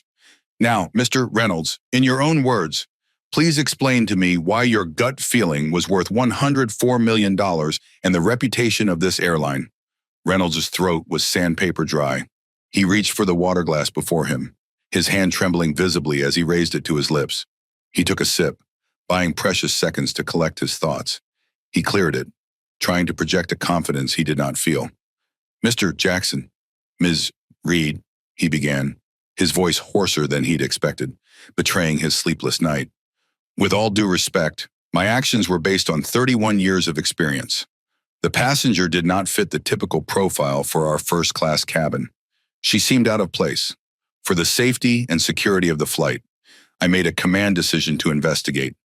When her answers were, in my view, evasive, I acted on what I believed to be a potential security threat. Even to his own ears, the explanation sounded hollow, defensive, inadequate to the moment. He knew it even as the words left his mouth, but he had nothing else. His entire professional identity had been built around his authority to make such judgments. To admit the real reason that he had been disturbed by a young black woman's presence in a space where he didn't think she belonged would be to admit to something he couldn't fully face even in his own mind. Lisa Warren, the lawyer, spoke for the first time, her voice cutting through his bluster like a scalpel. Captain Reynolds, let's be specific about your investigation. Did you at any point use your flight deck tablet to cross-reference the passenger's name, Olivia Jackson, with the digital manifest provided by operations? Reynolds felt sweat beading on his forehead. His hands were clammy against the polished wood table. There was no time. The excuse sounded pathetic, even to him. There was a 20-minute period between the cabin door closing and your confrontation. Was there not? Warren pressed, consulting her notes with clinical precision. It takes approximately 10 seconds to search a name. Did you do it? No, Reynolds admitted, the single syllable heavy with implications. Did you ask the purser or any other flight attendant to discreetly verify the passenger's ticketing information through their service tablets? No. I felt it was a matter for the captain to handle directly. His justification sounded increasingly weak, even to himself. So, to be clear, for the record, Warren concluded, leaning forward with her elbows on the table, her gaze never leaving his face. You performed no procedural verification whatsoever. Your entire investigation consisted of a visual assessment and a brief confrontational conversation. You acted not on data, but on a subjective feeling. Is that correct? Trapped, Reynolds could only mutter, I trusted my gut. The phrase that had served him well for decades now sounded like an epitaph for his career. Marcus Jackson's voice filled the room again. Your gut, Mr. Reynolds, is a liability this company can no longer afford. It is infected with a prejudice that has no place at Horizon Airlines or anywhere in the 21st century. Reynolds felt the words like a physical blow. There it was, the word he had been avoiding. Prejudice. Not security concern, not professional judgment. Prejudice. Marcus turned his attention to the first officer. Mr. Ramirez, please recount the events as you witnessed them. James Ramirez sat up straighter, his shoulders squaring as if physically bearing the weight of his testimony. At approximately 10:47 a.m., I observed Captain Reynolds leave the flight deck during the boarding process, which is contrary to standard operating procedures. Through the cockpit security monitor, I witnessed him approach Ms. Jackson in seat 1A. His manner was immediately confrontational. James gave a clear, concise, and damning account. He quoted Reynolds' dismissive and condescending remarks verbatim. He described the captain's escalating anger and the public nature of the humiliation. He concluded by stating, in my professional opinion, there was no credible security threat at any time. The passenger was calm, polite, and compliant until she was subjected to what I can only describe as an unwarranted and unprofessional interrogation. Each word felt like a nail in Reynolds' professional coffin. The young man he had mentored, albeit condescendingly, was now the chief witness against him. And the worst part was that Ramirez wasn't exaggerating or embellishing. He was simply telling the truth, and the truth was damning enough. Marcus looked at Reynolds through the screen, his eyes holding the disgraced pilot's gaze with an intensity that made Reynolds want to look away. But he couldn't. It was like being caught in tractor beam.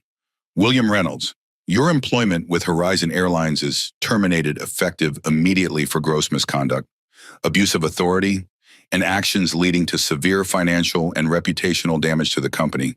Your severance package is hereby voided. Your pension will be paid out only to the extent required by federal law. Our legal department will be filing a formal report with the FAA detailing this incident with a strong recommendation for the permanent revocation of your air transport pilot license.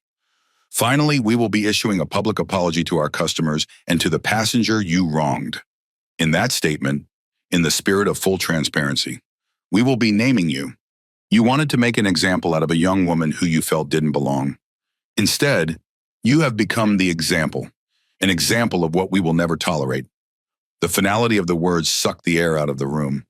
Reynolds stared blankly, a man hollowed out, his past, present, and future erased in a single devastating judgment, the weight of it crushed against his chest, making it difficult to breathe. Victoria Reed stood, signaling the end of the hearing. Mr. Reynolds, security will escort you from the premises. You are not to contact any Horizon Airlines employee or attempt to enter any Horizon facility. Your personal effects will be sent to your home address. This meeting is adjourned. As Reynolds was led from the room by security, Marcus's voice came over the screen once more. James, he addressed the first officer directly. Thank you for your honesty and integrity during this difficult time. It's noted and appreciated. Ramirez nodded, the weight of the last 24 hours evident in the dark circles under his eyes and the tension in his shoulders. Thank you, sir. When the room had cleared except for Victoria, Marcus spoke again, his voice softer now, the CEO giving way to the father. How is she? Victoria's professional mask slipped slightly, revealing the deep personal concern beneath. She's strong, Marcus, like you, but she's also hurt, not just by what happened, but by how many people watched and did nothing. Marcus nodded, his expression grave, the lines around his eyes deepening. That's the harder part to fix, isn't it? Not the one bad actor, but the culture that allows the bad actor to operate unchallenged. Yes, Victoria agreed, sinking back into her chair, the weight of the task ahead evident in her posture. But that's exactly what we're going to address with the Dignity Initiative. This isn't going to be window dressing, Marcus. This is going to transform Horizon from the inside out.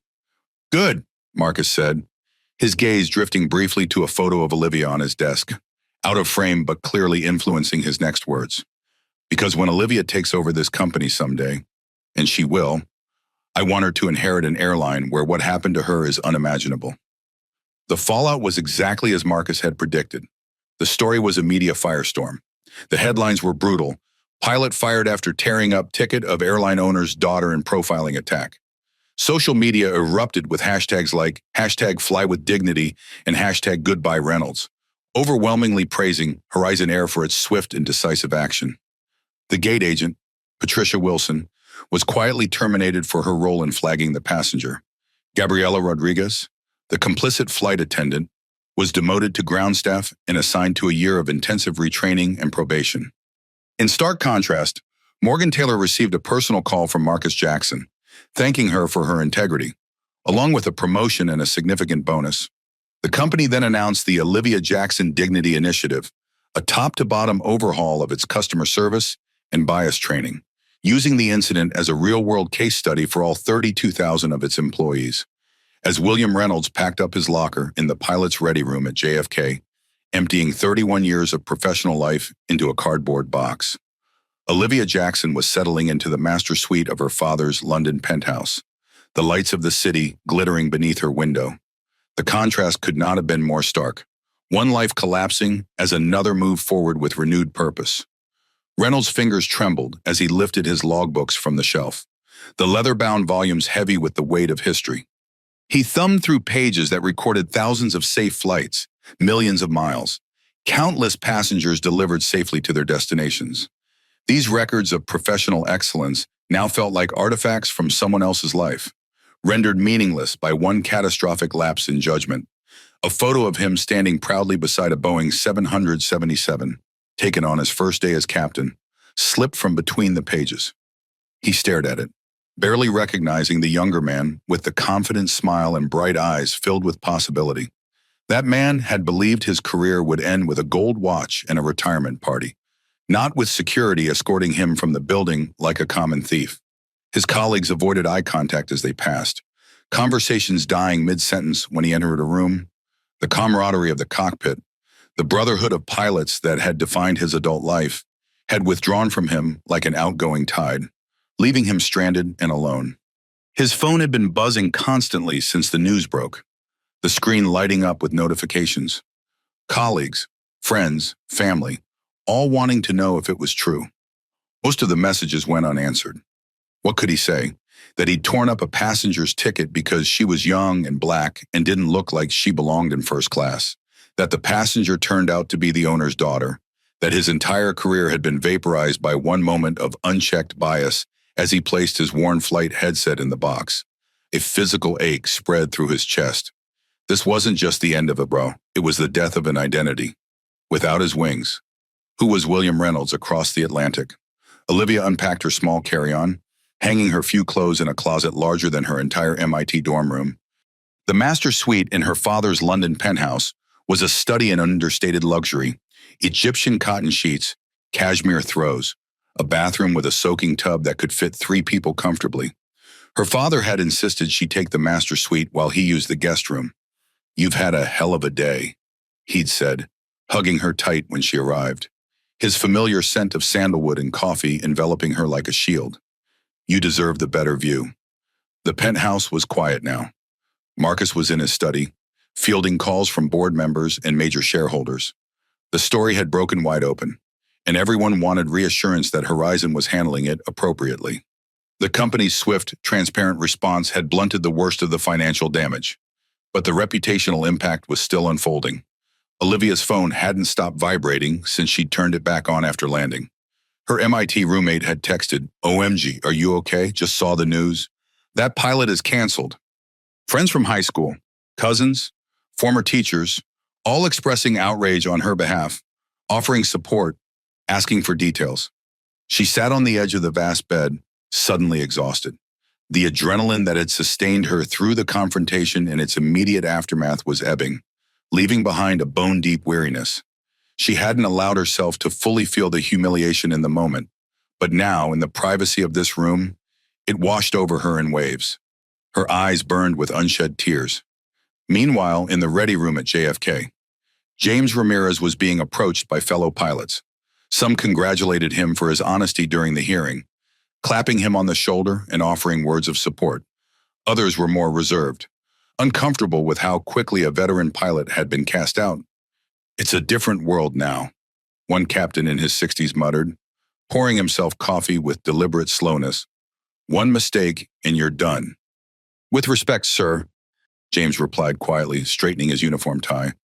"Profiling a passenger and tearing up her valid ticket isn't a mistake. It's a choice, and choices have consequences." The room fell silent. The generational divide in the pilot corps had never been more apparent. The older pilots had come up in an era when captains were gods of their domain, their authority absolute and unquestioned. The younger generation had been trained in crew resource management, in the importance of speaking up regardless of rank, in recognizing that safety and dignity were everyone's responsibility. As he left the ready room, James caught a glimpse of Reynolds' emptied locker, the door hanging open like a wound. He felt a complex mix of emotions: satisfaction that justice had been served, but also a nagging sense of loss. Reynolds had been a skilled pilot, a mentor of sorts, despite his flaws. His fall from grace was both necessary and tragic. At the Horizon Airlines customer service desk at JFK, a team of representatives was working overtime to rebook the 244 passengers from Flight 347. The company had spared no expense: first-class hotel rooms, meal vouchers, travel credits, and full refunds. For many passengers, the inconvenience of the delay was offset by the company's generous compensation. But one passenger, a middle-aged white man in a business suit who had been seated in 2B, approached the desk with something other than rebooking on his mind. "I want to speak to someone in management," he said, his voice tight with emotion. "I was there. I saw what happened to that young woman, and I did nothing. I just sat there." The representative, trained to handle logistics rather than moral crises, called for a supervisor. "I had a front row seat to someone being humiliated because of their race," the man continued, his voice breaking slightly. "And I didn't say a word. I want that included in your report. I want to be on record as a witness who should have spoken up but failed to do so." In the sterile fluorescent light of the JFK Airport HR office, Patricia Wilson sat across from a regional HR manager, her employee file open on the desk between them, her hands twisted nervously in her lap, smudging her usually perfect manicure. "You flagged Miss Jackson's booking as suspicious and sent a message to Captain Reynolds questioning her presence in first class," the manager stated, reading from the file. "On what basis did you make that determination?" Patricia squirmed in her chair, her face flushing with a mixture of embarrassment and defensiveness. "She just didn't look like our typical first-class passenger," she finally admitted, the words hanging in the air like an indictment. "She was so young, dressed so casually, no designer labels, no jewelry, I thought maybe there was a mistake. The HR manager's expression remained neutral, but her eyes hardened slightly. So you made an assumption based solely on her appearance and age. Did you check her reservation details thoroughly? Yes, her ticket was valid, but you still sent that message to Captain Reynolds. Patricia looked down at her hands. Yes. Ms. Wilson, Horizon Airlines has a zero-tolerance policy for discriminatory practices. Your actions directly contributed to the incident on Flight 347, which has caused significant damage to our company and, more importantly, caused unnecessary distress to a passenger who had done nothing wrong. The HR manager closed the file with finality. Your employment with Horizon is terminated, effective immediately. At the same time, flight attendant Morgan Taylor was being called into the office of the JFK base manager. Unlike Patricia, Morgan was greeted warmly, offered coffee, and invited to sit in a comfortable chair rather than the standard issue one across from the desk. Ms. Taylor, the base manager began, her tone respectful. I've reviewed your statement regarding yesterday's incident, as well as the video evidence. You attempted to intervene when Captain Reynolds was confronting Miss Jackson, suggesting alternative verification methods. Morgan nodded, her expression still troubled by the memory. I tried, but I didn't try hard enough. I should have been more forceful. The power dynamics between flight attendants and captains can be intimidating, the base manager acknowledged, leaning forward with understanding. Many would have done nothing at all. The fact that you made any attempt to intervene speaks to your character and your commitment to our values. She slid a folder across the desk. Marcus Jackson personally requested that you be offered a promotion to purser, effective immediately, with a corresponding salary increase and bonus. Additionally, he's asked if you would be willing to participate in the development of our new Dignity Initiative training program. Your perspective would be invaluable. Morgan stared at the folder, tears welling in her eyes. I don't deserve this. I didn't stop it from happening. No single person could have, the base manager said gently. That's why we're addressing this systemically. The question is, will you help us build something better? In London, Marcus Jackson sat in his study, reviewing the preliminary plans for the Dignity Initiative that Victoria had sent over. The document was comprehensive: new training protocols, revised reporting structures, anonymous feedback channels, and regular culture audits. But he found himself distracted, his thoughts returning again and again to the image of his daughter having her ticket torn up in front of a cabin full of silent witnesses. He looked up as Olivia knocked gently on the open door. Hey, Dad, she said, now changed into comfortable sweats, her hair wrapped in a colorful silk scarf. How's the damage control going? He set down his tablet and gestured for her to come in.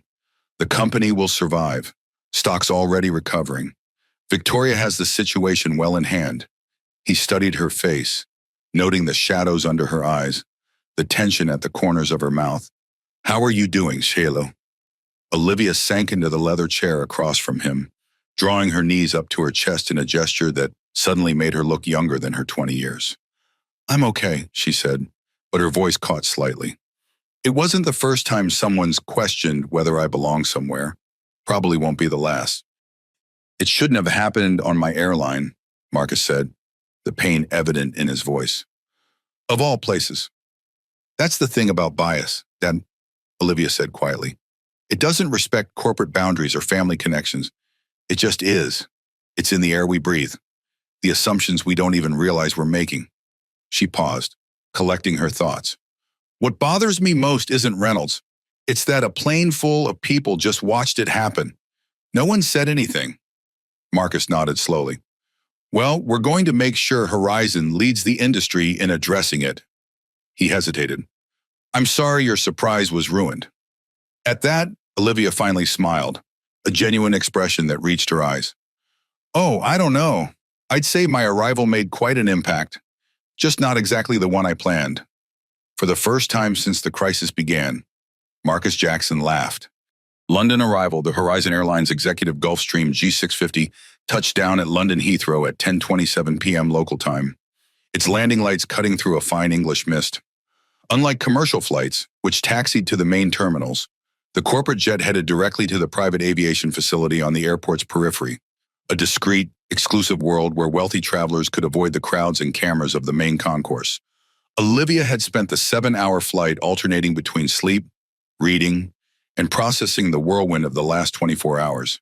The G650's luxurious cabin had provided a cocoon of tranquility, a stark contrast to the humiliation she'd experienced on Flight 347. The two pilots had been professionally deferential, checking on her needs without hovering, giving her the space to decompress. As the aircraft came to a stop, Olivia gathered her few belongings and prepared to disembark. The flight attendant opened the door, and a blast of cool London air swept into the cabin, carrying with it the faint scent of rain and jet fuel.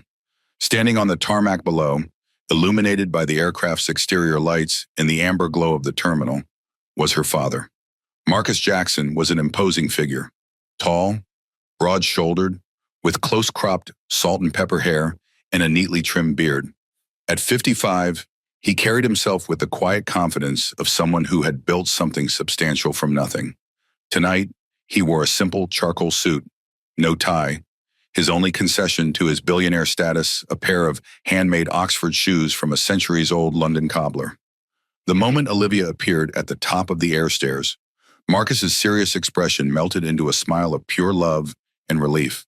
His eyes, usually sharp with the focus of a CEO overseeing a global enterprise, softened with paternal concern.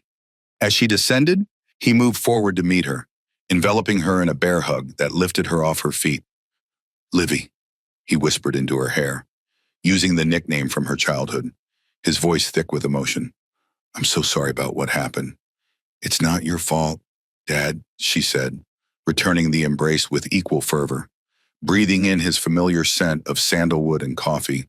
For the first time since the incident, she felt truly safe. He set her down gently, holding her at arm's length to look at her. "Are you okay, really okay?"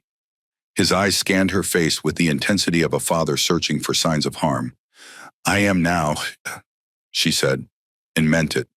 The sterile terror of a private aviation terminal, with her father's steady presence, was healing something that had been wounded on that first-class cabin floor when her ticket was torn in two. A waiting Bentley whisked them through London's late-night streets, the city's iconic landmarks illuminated against the night sky. The London Eye, Big Ben, the Houses of Parliament. Olivia had visited London many times before, but tonight it felt different. She was seeing it through new eyes, with a heightened awareness of how power and privilege shaped every interaction, every space, in the car's hushed interior. Marcus looked at his daughter with a mixture of pride and concern, his face illuminated in brief flashes by passing streetlights. "You know, I had an entire team working to prepare for my keynote at the conference tomorrow. Now the only speech anyone will remember is the one I'm going to give about what happened to you." Olivia turned from the window. "What are you going to say? That Horizon Airlines failed, that I failed, that we're going to do better." He took her hand, his large palm engulfing her smaller one. "But I also want to tell them about my daughter, who faced discrimination and humiliation with more dignity than the man who was supposed to be in command." Olivia squeezed his hand. "You don't have to make this about me. Dad, I know I'm not looking for attention. I know you're not. That's never been who you are." He paused, choosing his words carefully. "But this incident has given us a platform, a moment when people are actually paying attention to the everyday indignities that Black travelers face. We have a responsibility to use it." The Bentley glided to a stop in front of a discreet entrance to one of London's most exclusive residential buildings. The penthouse occupied the top 2 floors, offering panoramic views of the city. As they rode the private elevator up, Olivia leaned against her father's shoulder, suddenly exhausted now that she was finally safe. The penthouse was a study in understated luxury. High ceilings, wide plank oak floors, walls of glass framing the London skyline. It was decorated in warm neutrals with occasional pops of color in the artwork, much of it by Black artists from around the world. "Are you hungry?" Marcus asked as they entered, his arms still protectively around her shoulders. "The chef left dinner for us." "Starving," Olivia admitted with a small laugh. She hadn't had an appetite on the plane, but now the mention of food awakened her hunger. Over a late supper of roast chicken, fresh vegetables, and crusty bread, they began to talk, really talk, about what had happened and what it meant. The dining table, positioned near floor-to-ceiling windows with a view of the Thames, became a space for processing the day's events. I keep thinking about all those people who just sat there, Olivia said, pushing food around her plate with her fork. First class was full, at least 12 passengers. Not one of them said anything. Marcus nodded grimly. The bystander effect. Everyone assumes someone else will step up. Or they agree with what's happening, Olivia added softly, setting down her fork. Some of them probably thought I didn't belong there either. Marcus set down his fork, his expression serious. Let me tell you something I've learned in 20 years of building this airline. For every William Reynolds in the world, there are dozens of people who don't hold those views but lack the courage to stand against them. Our job, my job, is to build systems where doing the right thing doesn't require extraordinary courage. Olivia considered this, her brow furrowing slightly. The Dignity Initiative. Yes, Victoria's team is already working on it. We're going to transform Horizon from the inside out. He leaned forward, his elbows on the table. But I want your input. You're studying engineering, but this is human systems design. Just as important as the aircraft design, maybe more so. Olivia was surprised. You want my help? Who better? His expression was earnest, the lines around his eyes crinkling. You experienced the failure firsthand. You understand the problem in a way I never fully can, despite my own experiences with discrimination. He smiled slightly. Besides, someday this will all be yours to run. Might as well start learning the executive side now. Olivia hadn't given much thought to eventually taking over Horizon. She loved aerospace engineering and had been focused on designing aircraft, not running an airline. But her father's words planted a seed, a vision of Horizon not just as a company that moved people from place to place, but as a force for dignity and respect in an industry where both were often in short supply. I'd like that, she said finally, straightening in her chair. To help, Marcus nodded, satisfaction evident in his face. Good. Now get some rest. Tomorrow's going to be a big day. As Olivia settled into the master suite her father had insisted she take, she found herself drawn to the floor-to-ceiling windows. London sparkled below her, a tapestry of lights and possibilities stretching to the horizon. She thought about William Reynolds, whose career had just ended in disgrace, and felt a complex mixture of emotions, satisfaction at justice served, but also a strange, unexpected pity for a man whose worldview was so narrow that he couldn't recognize her humanity. Tomorrow, she would help her father begin building something better, not just for herself, but for every traveler who had ever been made to feel less than, out of place, or unwelcome. She would turn her humiliation into transformation. And William Reynolds, he would become a case study, a cautionary tale, a name forever associated with what happens when prejudice meets power in the wrong hands. The aviation industry, with its rigid hierarchies and traditional command structures, had rarely seen such a public and dramatic downfall as William Reynolds. By the morning after his termination, the story had spread to every major news outlet, trade publication, and industry forum worldwide. CNN ran a special segment titled Bias in the Skies, the Horizon Airlines Incident, featuring interviews with aviation experts and civil rights attorneys. The Financial Times published an analysis of the financial impact, noting that Horizon's stock had initially dropped 1.37%, but had recovered half those losses after the company's forthright response. Aviation Week, the industry Bible, ran a cover story with the headline, Command Crisis When Authority Meets Accountability. Inside the industry, the reaction was mixed but telling. Some older pilots, particularly those who had come up through the ranks when aviation was even more dominated by white men than it is today, privately grumbled about political correctness and overreaction. But most recognized that Reynolds' actions had been indefensible, not just morally but procedurally. No captain, regardless of their years of service, had the authority to tear up a valid ticket and remove a passenger without proper verification protocols. At flight schools and training centers across the country, the incident was already being incorporated into curriculum as a case study in how not to handle perceived security concerns. The emphasis was on following established protocols rather than acting on personal biases or gut feelings. Other airlines watched Horizon's response with keen interest. Within days, several major carriers announced reviews of their own training procedures and bias awareness programs. None wanted to be the next company making headlines for the wrong reasons. Social media continued to amplify the story.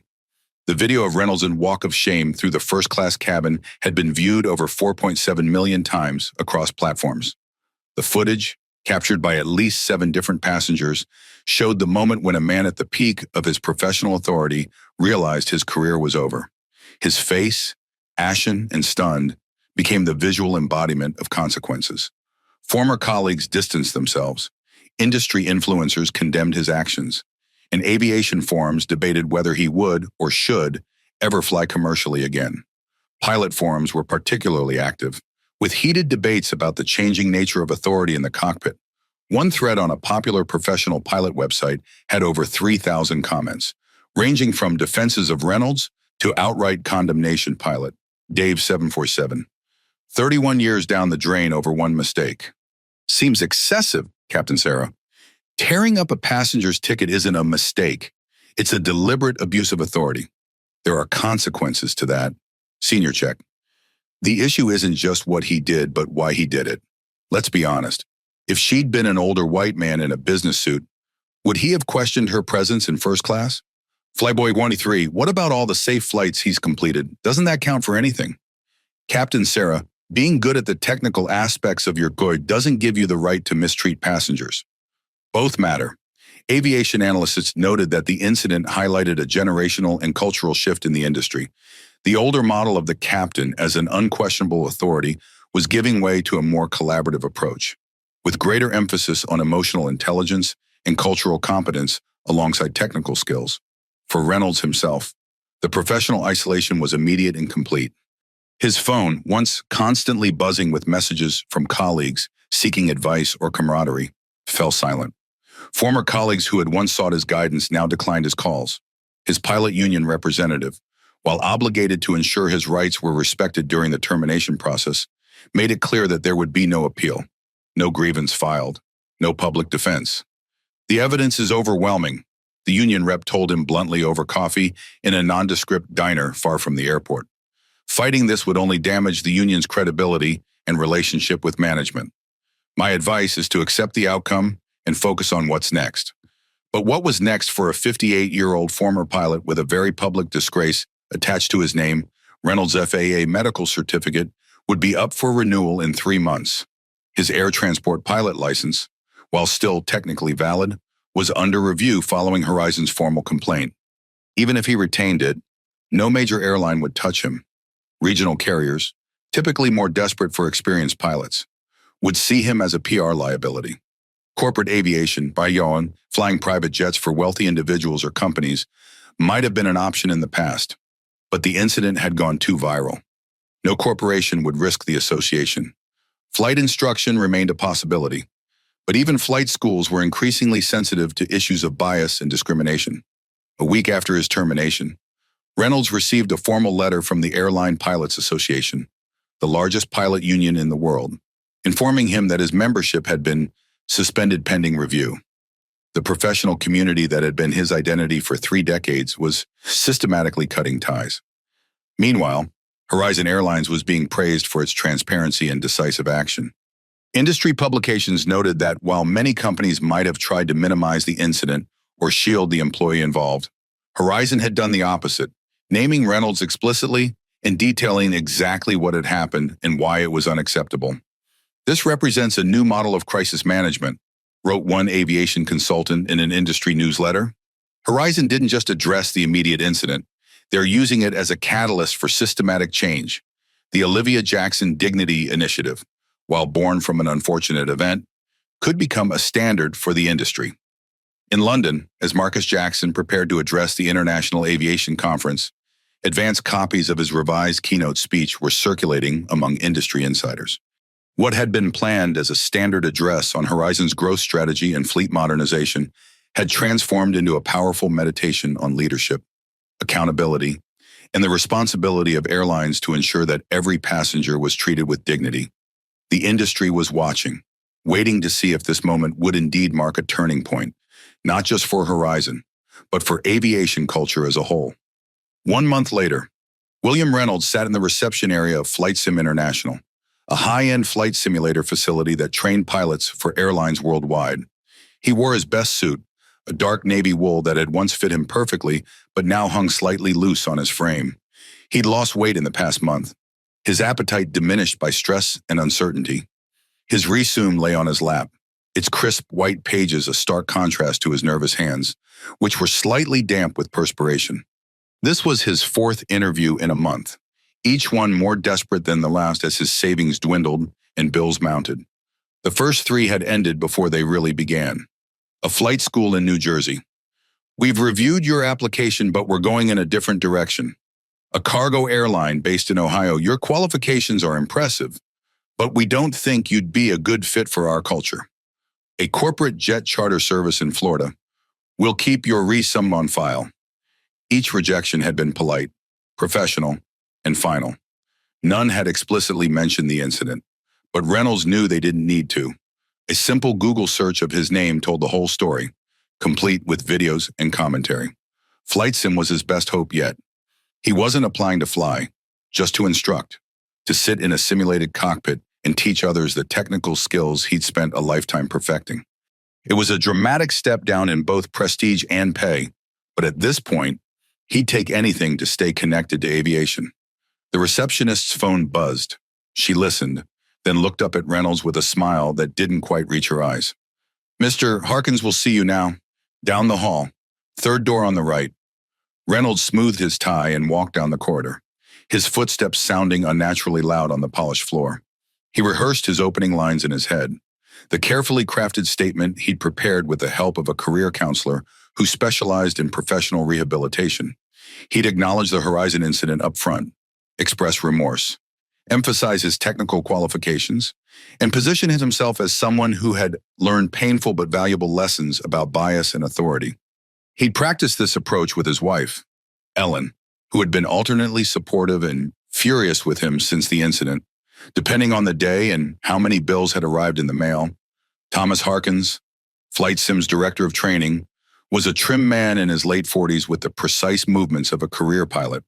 His office was neat and functional, aviation certificates and awards lining one wall, a model of a Boeing 777 prominently displayed on his desk. He rose as Reynolds entered, offering a firm handshake before gesturing to the chair across from his desk. Mr. Reynolds, thank you for coming in. I've reviewed your application materials. Your technical qualifications are certainly impressive. Reynolds felt a flicker of hope. This was already going better than the previous interviews, where the atmosphere had been frosty from the start. Thank you, sir. I appreciate the opportunity to discuss how I might contribute to Flight Sim's training program. Harkins nodded, his expression neutral. Before we go further, I'd like to address the Horizon Airlines incident. It's been widely reported, and I assume you know it would come up in any aviation-related interview. Of course, Reynolds said, shifting into his prepared response. I made a serious error in judgment that day. I allowed personal bias to cloud my professional responsibilities. I deeply regret my actions and the harm they caused to Ms. Jackson and to Horizon Airlines. I've spent the past month reflecting on my behavior and educating myself about unconscious bias. If given the opportunity to instruct here, I would bring not just my technical expertise, but also the hard lessons I've learned about the responsibilities that come with authority. It was a good speech. He'd worked on it for days, refining each line for the perfect balance of contrition and forward-looking optimism. But as he delivered it, he noticed something changing in Harkins' expression, a slight narrowing of the eyes, a tightening around the mouth. It was the look of someone who was listening not just to the words, but to what lay beneath them. Harkins leaned back in his chair, the leather creaking slightly. Mr. Reynolds, may I be direct? Please, your technical qualifications are indeed excellent. 31 years, over 17,000 flight hours, a perfect safety record until the incident. On paper, you're exactly the kind of experienced pilot we'd want instructing our clients.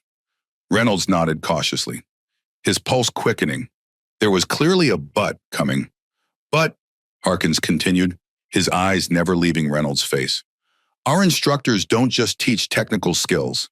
They model professional behavior, decision-making, and leadership.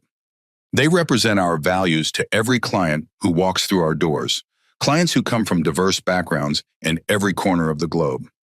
He picked up a tablet from his desk, tapped it a few times, and turned it to face Reynolds.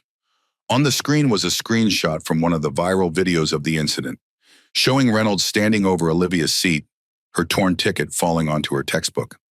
This moment, Mr. Reynolds, this isn't just a serious error in judgment. This is a window into character. And if I'm being honest, it raises questions about judgment that go beyond this single incident. Not just the act itself, but the series of decisions that led to it. The choice to confront rather than verify. The escalation rather than de-escalation. The public humiliation rather than discreet inquiry. Reynolds felt his carefully constructed composure beginning to crack. His collar felt suddenly tight, constricting his throat. I understand your concerns, but let me finish, please, Harkins said, his tone firm but not unkind. Our industry is changing. Mr. Reynolds, the old model of command, I'm the captain, do as I say, is giving way to something more collaborative, more emotionally intelligent. We need instructors who can teach not just how to fly an aircraft, but how to lead a crew and serve passengers in this new reality. He closed the tablet and set it aside, the gesture somehow more final than words could have been. I'm sorry, Mr. Reynolds, but I don't believe you're the right fit for Flight Sim International at this time. Reynolds sat very still, absorbing the blow. It was the most direct rejection yet, and somehow the most final. If he couldn't even get a job teaching in a simulator, what was left I see, he managed finally, his voice sounding distant even to his own ears. Thank you for your time. As he gathered his things to leave, Harkins added, for what it's worth, I believe people can change, but change takes time and genuine effort. It's not just about saying the right words in an interview. It's about doing the work to understand why you made those choices in the first place. Reynolds nodded stiffly and left the office, walking back down the corridor with the mechanical movements of a man operating on autopilot. As he passed the reception area, he noticed the receptionist quickly look away, and he realized with a sick feeling that she had recognized him all along. Outside in the parking lot, sitting in his car, a 5-year-old Audi that had once been a symbol of success but now felt like a reminder of a life slipping away. The reality of his situation hit him with full force. His career was over, not just his time at Horizon, but his entire professional identity. He was no longer Captain William Reynolds. He was just William Reynolds, unemployed former pilot, the man who tore up the airline owner's daughter's ticket. His hands gripped the steering wheel so tightly his knuckles went white. His chest felt hollow, as if someone had scooped out everything that had once defined him, leaving only an empty shell, the smell of aviation fuel from the nearby airport. Once a comforting scent that signaled he was where he belonged, now felt like a cruel reminder of a world he'd been exiled from.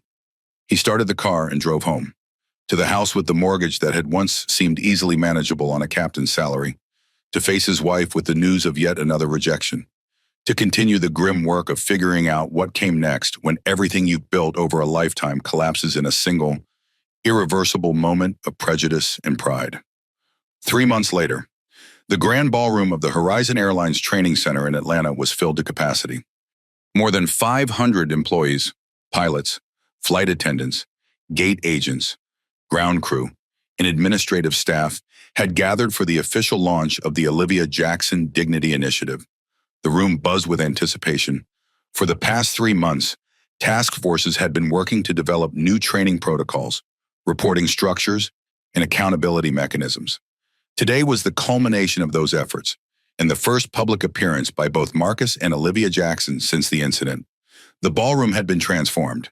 Banners displaying the initiative's logo, a stylized Horizon line with the word dignity in bold letters, hung from the ceiling. Large screens displayed key statistics and testimonials from employees who had participated in the pilot program. The air was charged with a sense of purpose, of being part of something transformative. At exactly 10 o'clock a.m., Victoria Reed took the stage, her silver hair gleaming under the spotlights. The crowd fell silent as she approached the podium, her presence commanding attention without demanding it. Good morning, Horizon family, she began, her voice carrying clearly through the state-of-the-art sound system.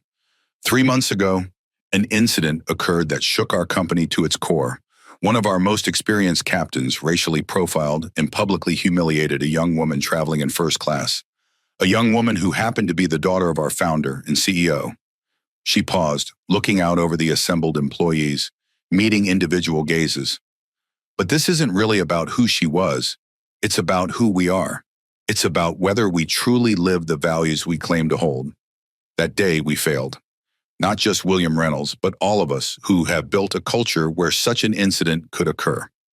The screens flanking the stage displayed key statistics about the initiative: $4.2 million invested in new training programs, 32,000 employees to receive comprehensive bias awareness training, 78% reduction in discrimination complaints in the first 3 months, 7 new reporting channels for passengers and employees to flag concerns. Today, Victoria continued, her voice growing stronger, we are making a commitment to do better, not just with words, but with concrete actions and resources. The Olivia Jackson Dignity Initiative represents the most comprehensive overhaul of our training and operational procedures in Horizon's history. She gestured to the side of the stage. And now, to tell you more about the initiative and what it means for the future of Horizon Airlines, please welcome our founder and CEO, Marcus Jackson, and the initiative's namesake, Olivia Jackson. The crowd rose to its feet as father and daughter walked onto the stage together. Marcus, in his customary well-tailored suit, and Olivia, in a simple but elegant navy dress, stood side by side at the podium. The applause was thunderous, a genuine outpouring of respect and admiration. When the applause finally subsided, Marcus spoke first. Thank you all for being here today. This is a proud but also humbling moment for me, both as the CEO of Horizon and as Olivia's father. He looked out at the audience, making eye contact with various employees, from senior executives to ground crew members. 20 years ago, I started this airline with a single leased plane and a vision to create an airline where everyone, employee and passengers alike, would be treated with dignity and respect. For the most part, we've succeeded. But the incident 3 months ago showed us that we still have work to do. He turned slightly toward Olivia, his gaze filled with paternal pride. When my daughter was humiliated on one of our aircraft, it wasn't just a personal pain for me as her father. It was a wake-up call for me as a leader. It forced me to ask hard questions about the culture we've built, about the unspoken assumptions that guide how we treat different passengers, about the power dynamics that can either protect or abuse those we serve. Olivia stepped forward to the microphone. This was her first public statement about the incident, and the room grew even quieter, the silence carrying a weight of anticipation. 3 months ago, I boarded a Horizon flight as just another passenger, she began, her voice steady and clear despite the hundreds of eyes fixed on her. I was excited to surprise my dad at his conference in London. Instead, I ended up in a holding room at JFK, my ticket torn in half, my dignity under assault. She paused, gathering her thoughts. The room was completely silent, every person present hanging on her words. I could stand here and tell you how it felt to be profiled, to be deemed suspicious simply for existing in a space where someone thought I didn't belong. But instead, I want to focus on what happens next. Not just for me, not just for Horizon, but for every traveler who has ever felt devalued, disrespected, or unwelcome. The audience was rapt, many nodding in understanding or agreement.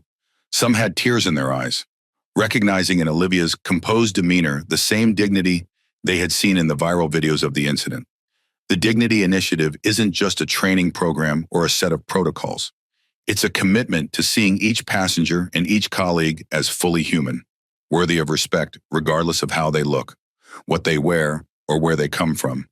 It's a promise that what happened to me won't happen to anyone else on a Horizon aircraft. She looked out at the assembled employees, her gaze direct and challenging.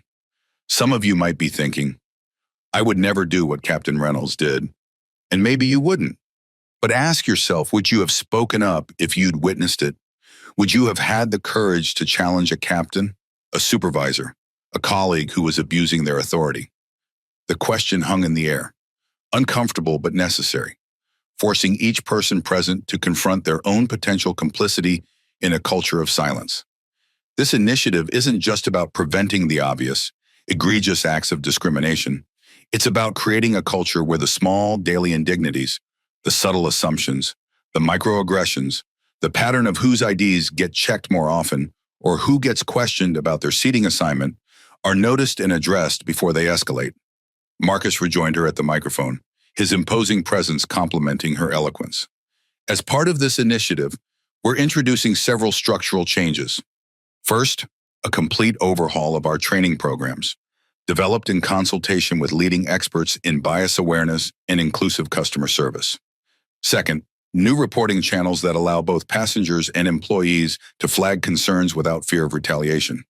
Third, regular culture audits to ensure we're making measurable progress. He gestured to Morgan Taylor, who was seated in the front row, her eyes bright with emotion. We're also elevating employees who embody the values we want to promote. Flight attendant Morgan Taylor, who attempted to intervene during the incident, has been promoted to lead trainer for our Cabin Crew Dignity Initiative program. She'll be helping to develop protocols for what to do when you witness discrimination, even when it comes from someone in a position of authority. Morgan stood briefly, acknowledging the applause with a modest nod before quickly sitting back down, unused to such attention. First Officer James Ramirez, Marcus continued, who provided honest testimony about what he witnessed, has been accelerated into our captain training program. He represents the kind of leadership we want on our flight decks, technical excellence combined with moral courage. James, seated a few rows back, received similar recognition, his face flushing slightly with the public acknowledgement. Finally, Marcus said, his voice growing more solemn, we want to address what happened to William Reynolds. The room grew very still, the name acting like a spell that froze conversation. His actions were unacceptable and warranted termination. We stand by that decision, but this isn't about punishing one individual. It's about learning from what happened to build a better airline. Olivia spoke again, her voice carrying a wisdom beyond her years. The Dignity Initiative includes a case study based on my experience. It's not about vilifying Captain Reynolds, though his actions were indeed wrong, but about understanding the systemic factors that enabled that moment, the power dynamics, the unchecked authority, the lack of clear protocols for challenging a captain's decision, the absence of immediate accountability. She paused, then added, I don't share this story to dwell on the past, but to help shape a better future, one where every passenger can board a Horizon flight confident that they will be treated with respect, regardless of who they are or how they look. The presentation continued with more detailed explanations of the initiative's components, testimonials from employees who had participated in the pilot program, and a timeline for full implementation across all 47 Horizon hubs worldwide. As the event concluded, Marcus and Olivia received another standing ovation. Employees lined up to meet them, many sharing their own experiences with bias in the industry or expressing gratitude for the company's forthright approach to addressing the issue. By any measure, the launch was a success. Industry publications covered it extensively, noting that Horizon's approach went far beyond the typical corporate response to a PR crisis. Rather than treating the incident as a one-off problem to be managed and forgotten, they had used it as a catalyst for genuine transformation. In the coming months, other airlines would begin adopting elements of the Horizon model, recognizing that in an increasingly diverse world, treating all passengers with dignity wasn't just the right thing to do, it was good business. As for William Reynolds, the former captain was never far from the conversation, though always as a cautionary tale rather than a central character.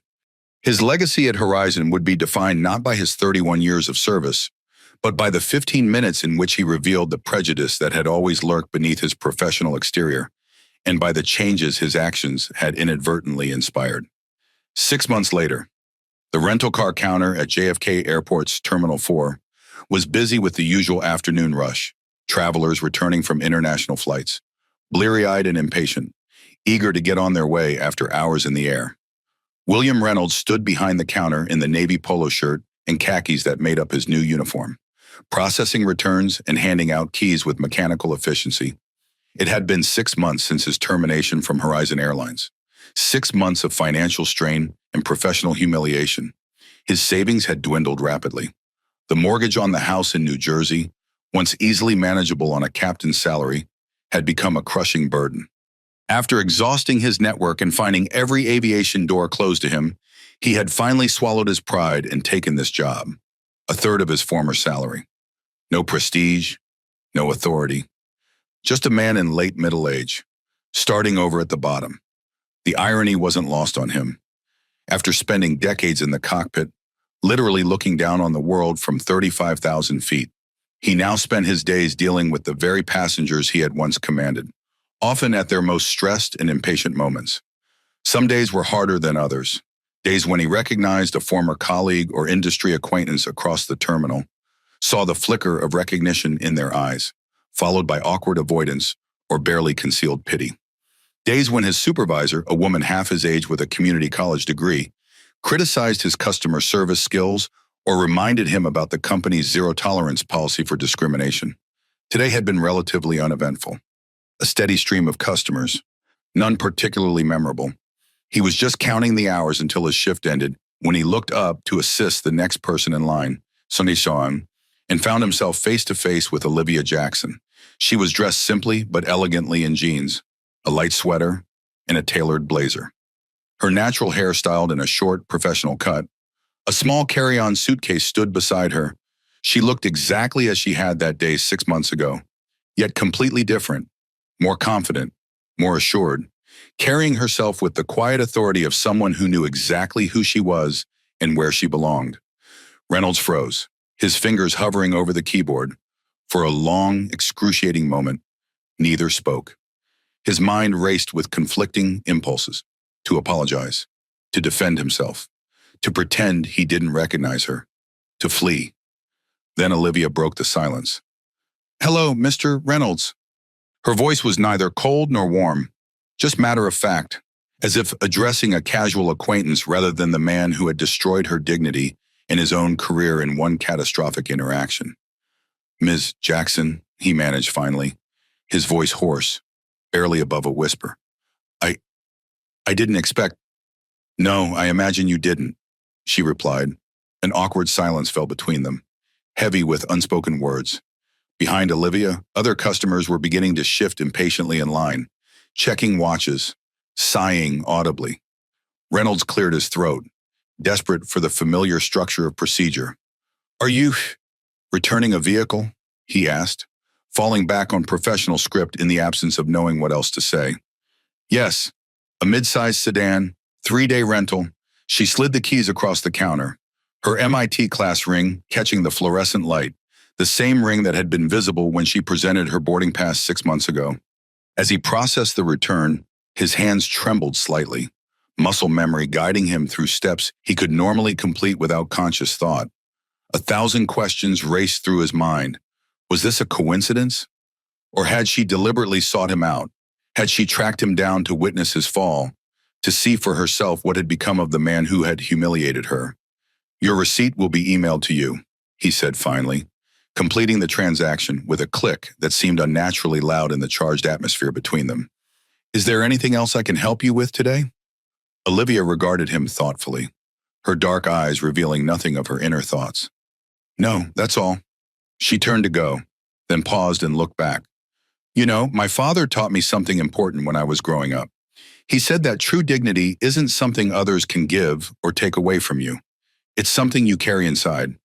While Reynolds swallowed hard, his throat suddenly tight with emotion he couldn't name: shame, regret, a desperate desire for redemption, all colliding in a knot he couldn't untangle.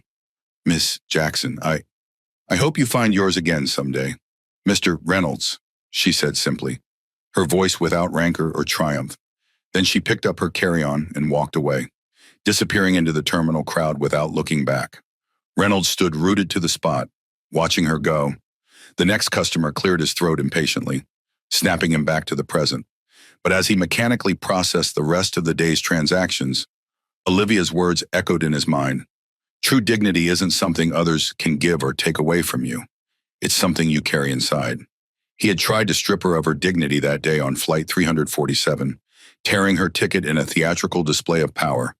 Instead, she had maintained her composure while he had lost his, along with his career, his identity, and yes, his dignity.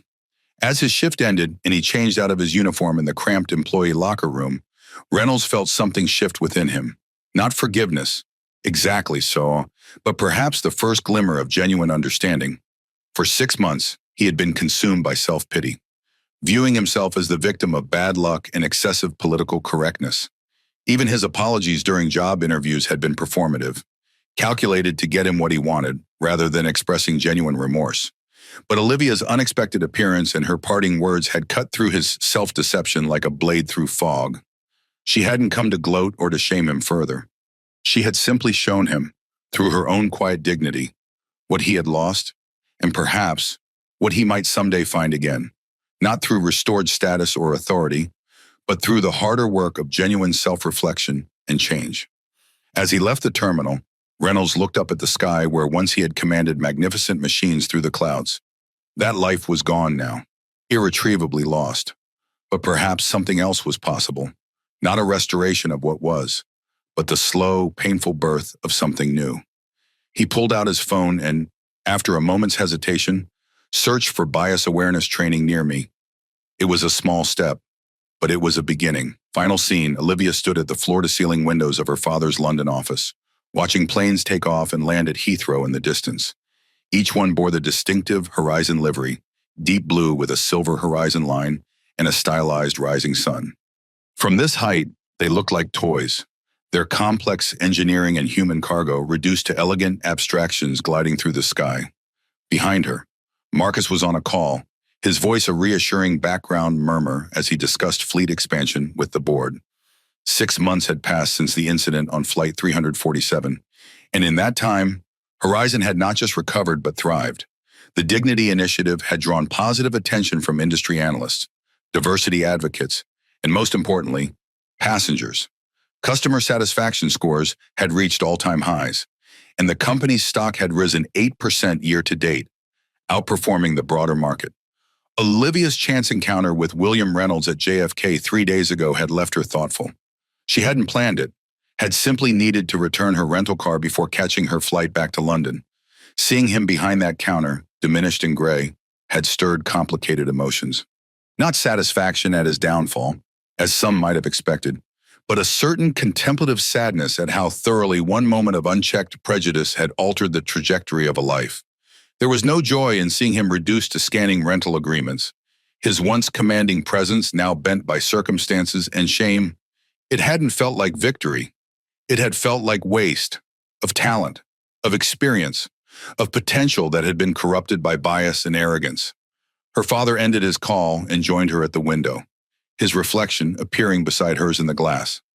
"Penny for your thoughts," he asked, his deep voice gentle. "I saw him," she said simply. "Reynolds, at JFK, he's working at a car rental counter now." Marcus raised an eyebrow but said nothing, waiting for her to continue. It was strange, she reflected, watching a Horizon plane lift off, growing smaller as it climbed into the cloud-flecked sky. 6 months ago, he had all the power. He was literally tearing up my ticket, removing me from a plane, and now the roles are reversed. Marcus finished for her. Now you're the one with power, flying first class, helping run a global airline, and he's the one being judged by his appearance, his position, his worth. Olivia nodded slowly. It should feel like justice, shouldn't it, like karma? But it just feels, I don't know, sad somehow. That one moment of bigotry cost him everything. Marcus put a hand on her shoulder, his touch conveying both comfort and understanding. It wasn't one moment, Livy. It was a lifetime of unchecked bias that finally caught up with him in that one revealing instant. The moment didn't create the prejudice, it just exposed it. "I know," she acknowledged. "Still, I told him something before I left. Something you taught me about dignity, how it's not something others can give or take away, but something you carry inside." Marcus smiled slightly.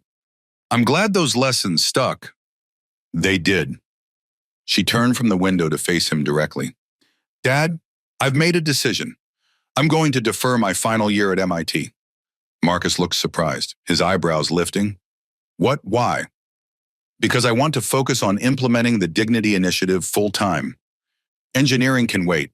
This feels more urgent, more important right now.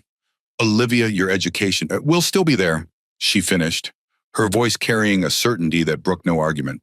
"MIT has already approved the deferral. I've spoken with Victoria, and she's created a position for me, Special Advisor for Inclusion and Passenger Dignity. I'll be traveling to our major hubs, working with staff directly, gathering feedback from passengers, helping refine the training protocols. Marcus studied his daughter's face, seeing the determination there, the same determination he recognized from his own mirror. "You're serious about this?" "Completely," she affirmed, her eyes alight with purpose. "What happened to me was awful, but it led to something important. The initiative has already reduced discrimination complaints by 78%. That's hundreds of passengers who didn't have to experience what I did. But we can do better. We can make Horizon a model for the entire industry." Marcus was quiet for a moment, processing this unexpected turn. Then he nodded slowly, pride evident in the slight upward curve of his lips. "You know, when I started this airline, I had a vision of what it could be. But maybe your vision is clearer, more necessary for the world we're in now." He gestured to the planes visible through the window, their sleek forms catching the afternoon light. "Those aircraft are marvels of engineering, but they're just machines. The real challenge has always been the human systems, how we treat each other, how we recognize each other's humanity across differences of race, class, gender, everything that divides us."